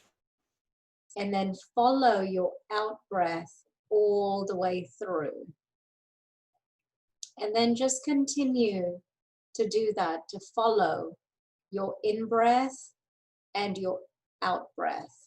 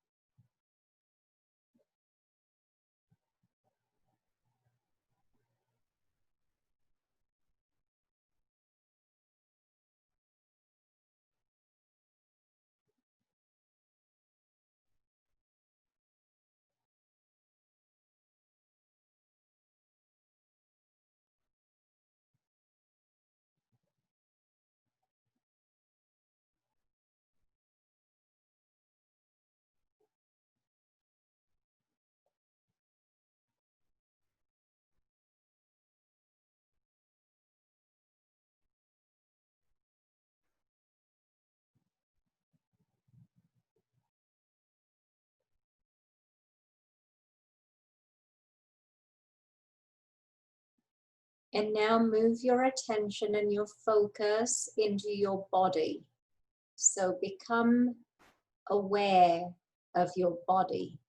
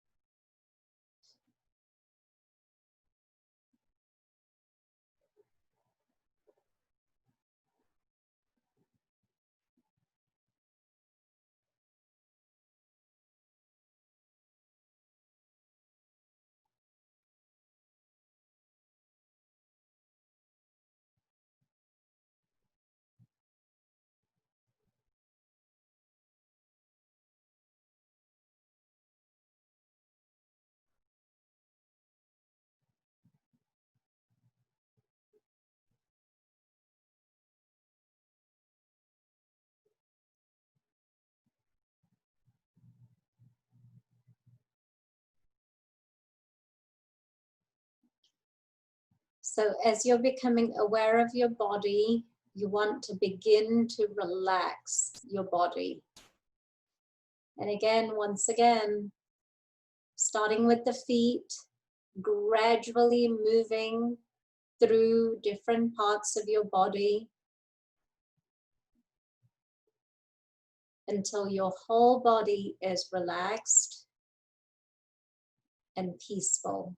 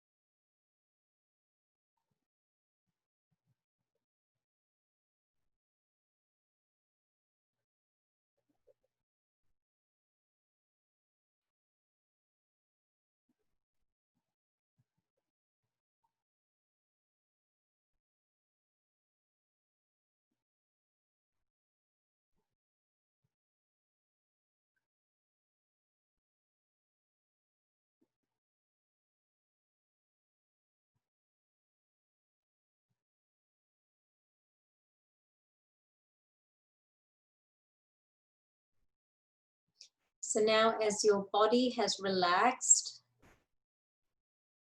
think of a parent that you would like to invite to come sit with you and meditate with you. So either your mother or your father.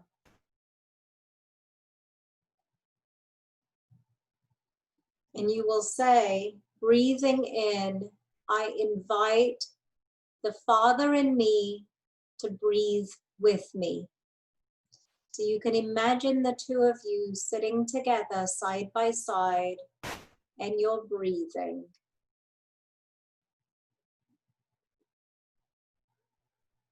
So breathing in, I invite the Father in me to breathe with me. Breathing out, the Father in me is breathing with me.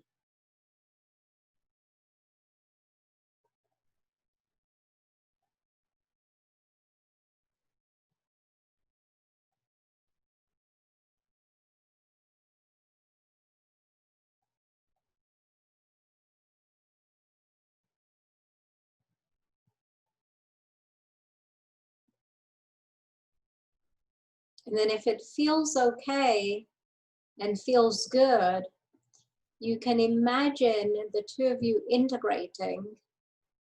So breathing in, the Father in me is breathing through me. Breathing out, my Father and I are one.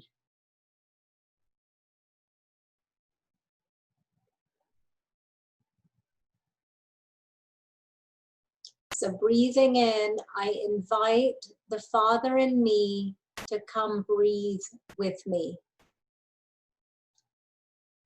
Breathing out, the Father in me is breathing with me. Breathing in, the Father in me is breathing through me.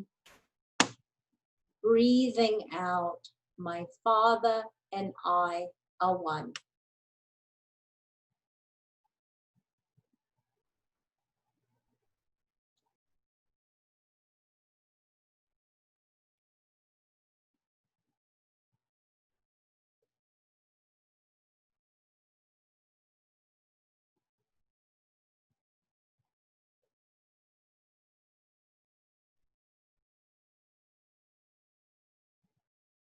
Now we can invite God, Buddha, or whoever you hold to be the most evolved or a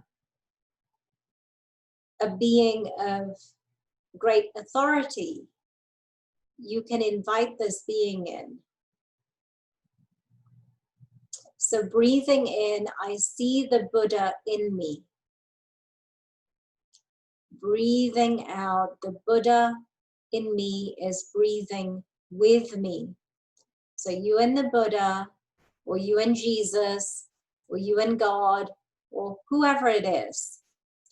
You're sitting side by side and you're breathing together.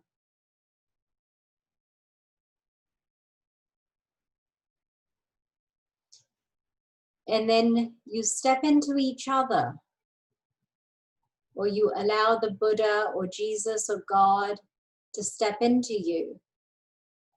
Breathing in, the Buddha in me is breathing through me. Breathing out, the Buddha and I are one.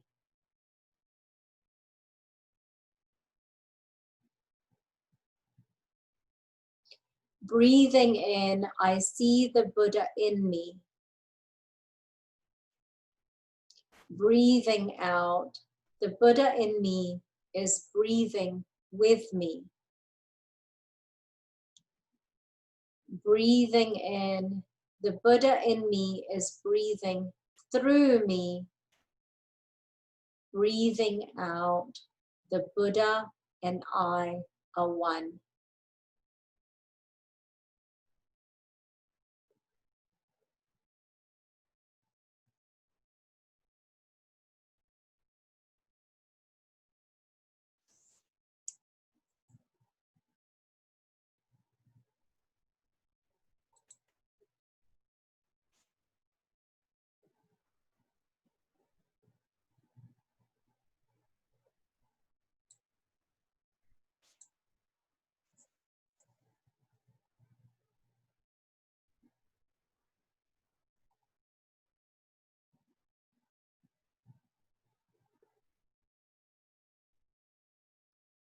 So take as long as you need to complete that process.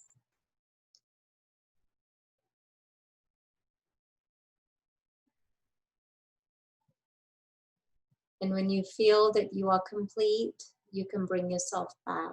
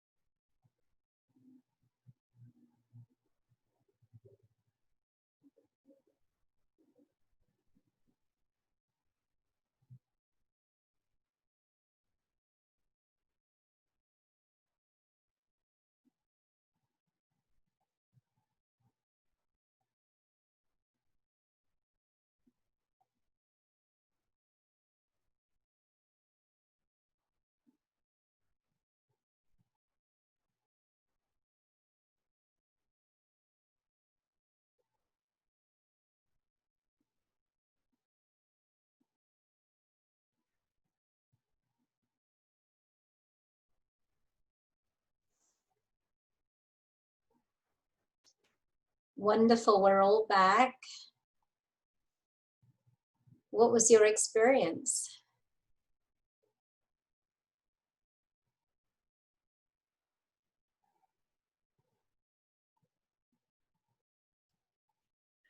It was a pretty magical feeling. It's kind of, I don't know, like, oh my, I think I could live like this.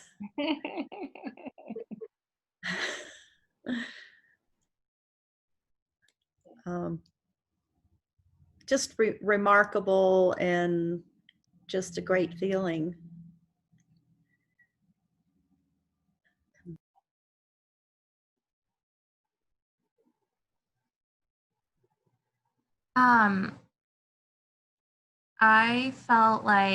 I felt guilt when I chose my mom over my dad.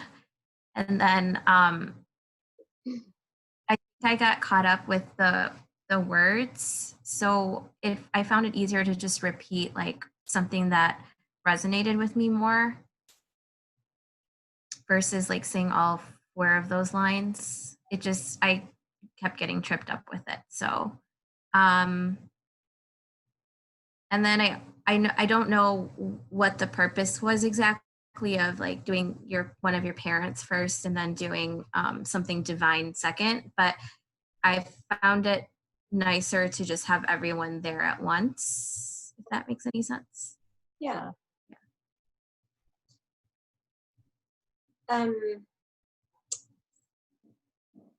Our psyche is composed of many different parts. So, are you familiar, Sonali, with archetypes at all? With the what? With archetypes? Mm-mm. Okay, that will be a great class for you to take with me when I do the hero's journey. So, our psyche is made up of many different parts, and each part, for example, the inner child is one part. So archetypes are basically very ancient, very original shapes or patterns of behavior that we all have. So it's organized in such a way that each of us has an inner child. Each one has a divine, somewhere within our psyche, there's a place for the divine, whatever that divine looks like. There's a place for the mother, the father. And the external mother and father are in a way representative of the relationship that we have with our internal mother and father.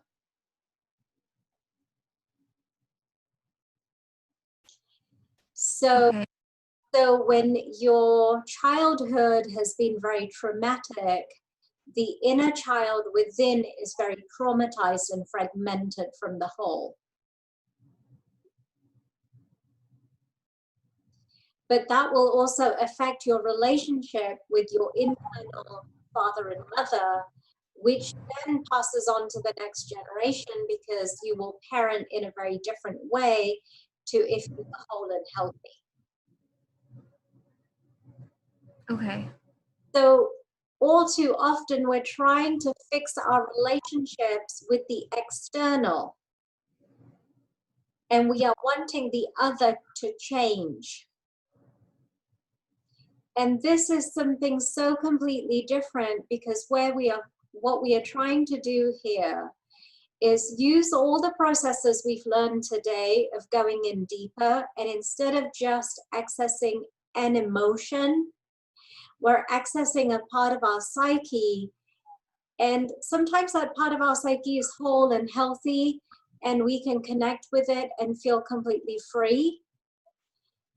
Sometimes it feels very magical. That's kind of what Debbie experienced. Other times when we access a part of ourselves that isn't whole and healthy, it can be very difficult. So if your relationship with one of your parents is very difficult, very problematic, there's a lot of strife in that relationship, it will show up in your meditation, because you may feel extremely uncomfortable to invite your father to come and sit with you, to meditate, to breathe. And then what happens is you actually have to sit with that feeling of discomfort of having invited your father to come sit next to you. And as that feeling of discomfort comes up, you hold it and you nourish it with tenderness and with love. And in that process, you're able to transform. And of course, maybe underneath that discomfort, there is anger, or there is sadness. There might be some other emotions there. But the process is to actually work through all of those. So as you're transforming the relationship between you and that internal part of your psyche, or the internal parent, it actually will show as a shift with the external parent. I'm using parent as an example. So the interesting thing is that my relationship with it's more so my relationship with my mom that's, there's actually not really an issue. She was just very critical of me growing up. And so, but the thing is, she's more into she's more spiritual than my dad. They're both very spiritual. So, and I have even though we have that background, I'm still really, I'm always calling my mom every day. And so that's why I chose her. But then there was that guilt of not choosing my dad. And so I invited them both. But I guess even though I didn't invite him initially, it's not because I had any past issues with him. Does that make sense? Right. You've gone into justification there. Oh, okay. So what you did was you reacted. You invited your mom, guilt came up, and you Mhm. reacted to that guilt by then inviting your dad. Yeah. What I wanted you to do, Yeah. so tonight, when you do this process again, when the guilt comes up, instead of trying to Mhm. overcome it and push it away and inviting your father in, I want you to sit with the guilt. See where you feel it inside of your body. Ask yourself what it looks like. Where are you holding the guilt? Where does it really come from? You know, and practice just holding the guilt, that feeling of guilt. And as you hold it and you give it love, you're actually transforming something inside of yourself. And as you do this, what you'll find is that you can invite your mom without your dad and not feel guilty. I don't want to take away from what you're teaching, but I think, just so you know, like, I think that I feel the guilt because my dad has like worked really hard for us as a like growing up. And I feel like he just had a really tough life. And like we could have, I feel like I could have been more supportive of him. Okay. So that's where your guilt is coming from. And so to not include him, I feel like I'm ignoring him just like I did my whole life. You know, I always call my mom. I rarely call my dad, you know, like it's just, yeah. So, You're still justifying. So what happens is you're actually feeding the guilt, yeah. giving it fuel. I want you to transform it. And as you transform it, maybe your relationship with your dad will shift to where you'll want to call him every day and you'll find a connection with him. But while you have guilt in your relationship with your father, that's the emotion that's disconnecting you in some way from him, even though you want to honor him and you respect him and you want to have more love for him. What's stopping you from really getting there is the guilt that you have. I see. So it's not about trying to compensate or overcome. It's about finding the emotion that is there and sitting with it so that it can transform. And then a whole new level of perception comes through where the relationship shifts and you find a whole new connection with that person.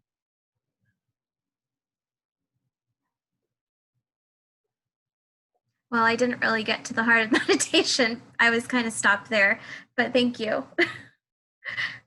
Yeah, I think, you know, going through the 3 days is really about helping you guys understand what it is that you need to be doing in your practices. And then you work on your practices by yourself. And Mhm.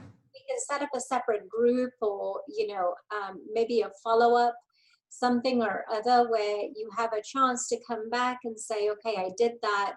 This is what came up. I don't understand it, you know, or how can I work through this, you know, in a better way.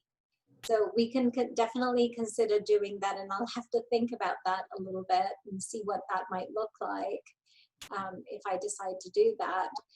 But the practices, as I'm walking you through these, it's to give you a guideline of what you should do and what you shouldn't do, and you know, sort of an idea of how a practice works, and then you've got to go back in and do it. Now, Bruce, you could do that with your son. Invite your son to come sit next to you, and maybe there will be some feelings of discomfort. You know, maybe there might be some anger, some resentment, some guilt, some other things that come up as you do that, and it gives you an opportunity to work through it. And as you shift your relationship with your son inside of you to where you become more loving towards your son, you may find that your physical relationship or your relationship with your son in the external also shifts. Okay. Yeah, I was going to say, could I invite my cousin to sit with me in meditation? Absolutely. That there's no limit to what we can do. You know, we can invite our enemy to come and sit next to us. And it gives us a chance to work through whatever hard feelings we have. We can invite our best friend to come and sit with us. And then it's so beautiful and wonderful because I am getting to share this experience with someone that I love and don't have any problems with. Yeah. And then when we invite someone like the Buddha or God or Jesus, you know, psychologically, we're always thinking of them as separate from us. You know, we put them on a pedestal. We think of them as someone who is way above us. So when we're inviting them to come and sit next to us, you know, there can be that feeling of inferiority that comes up. There can be the feeling of, oh, I'm not good enough. How can I invite the Buddha to come and sit next to me? How can Buddha and I hold hands while we meditate together? And then we are overcoming those feelings until it feels really good to say, oh, the Buddha and I are sitting together and we're meditating together, and it is okay.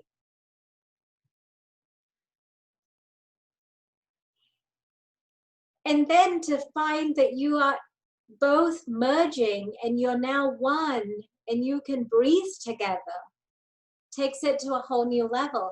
It really is, you know, breaking down the barriers of separation, because we know that each one of us has that potential to reach the same level or state or whatever you want to call it as the Buddha did or Jesus. Right?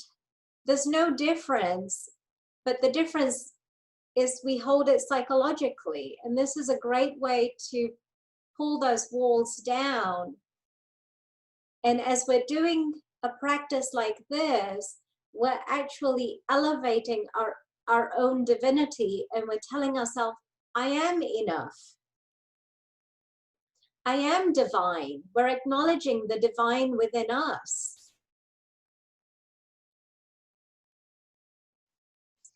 And so, like I said before, you don't have to go and do hundreds and hundreds of trainings and courses, you know, in hundreds and hundreds of different places. This is a really simple teaching, but it can help you move mountains. What you must do is create the time and space to do it.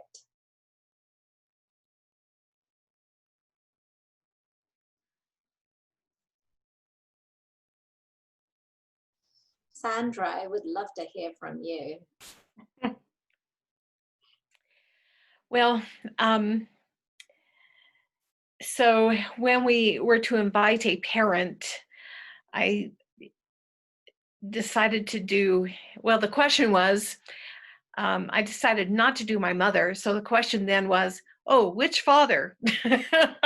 So didn't know my biological father and had issues with two other my fathers, and loved absolutely one of them who wasn't in our lives for very long, actually. So my mom married and remarried many times.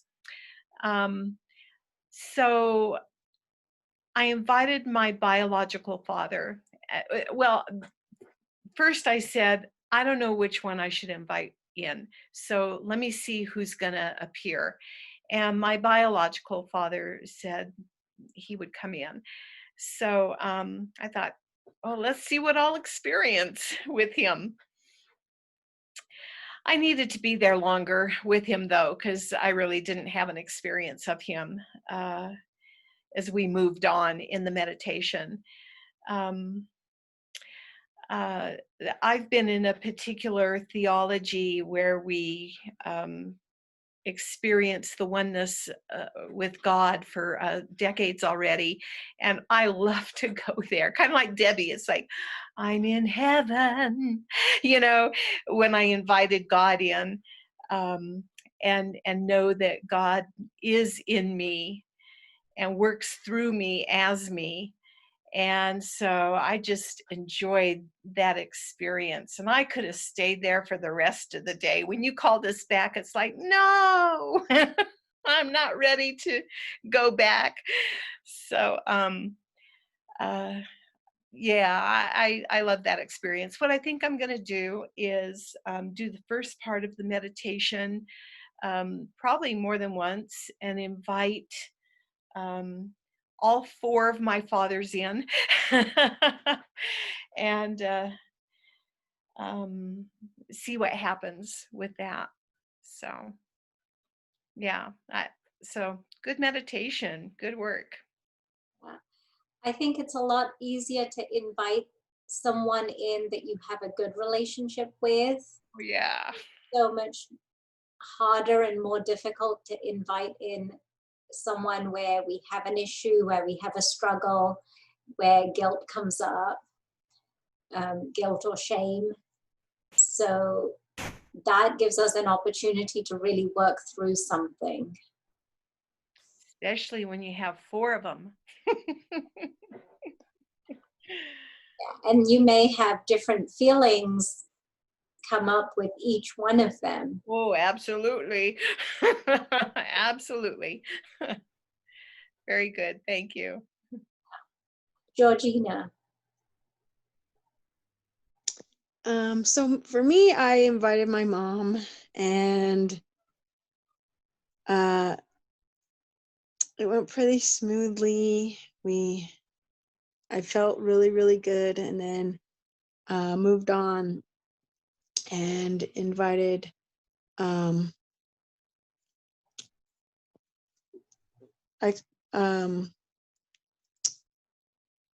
anyway, I invited Mother God. So I don't know how many people have that experience, but that's where I went. So so I invited and experienced that aspect of God. And really had it just felt so almost like a wholeness, I guess, is where I felt, was like, oh wow, this is what wholeness feels like. So it was really beautiful and just uplifting and peaceful. Beautiful. Thank you. Bruce.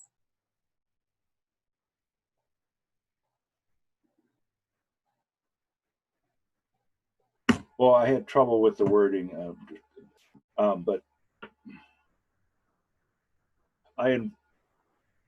it felt good to sit with God, or at times I would say Buddha, and then I'd switch to God. And anyway, and then I did it with my mother, and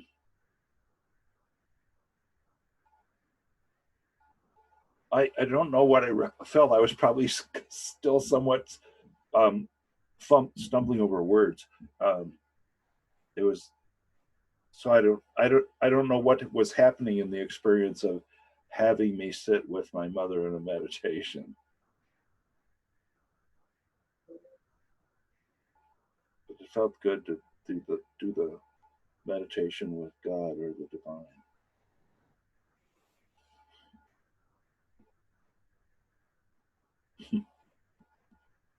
I think it's always easier to do it invite someone in who we have a good relationship with, or someone of divinity, and much, much harder to do this when we invite in someone that we have a struggle with.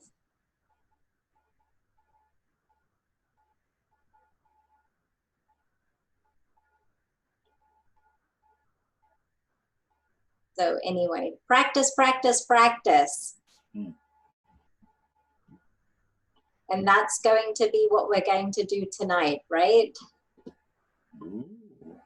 Practice. So it's just after 12. We're right on time. So I think this is a good place to finish up. And then we'll come back at 2. So I'm going to finish the call here. And then we'll start a new recording when we come back at 2. So go have a good lunch, practice your eating meditation, and we'll connect again at 2. All right. See you guys.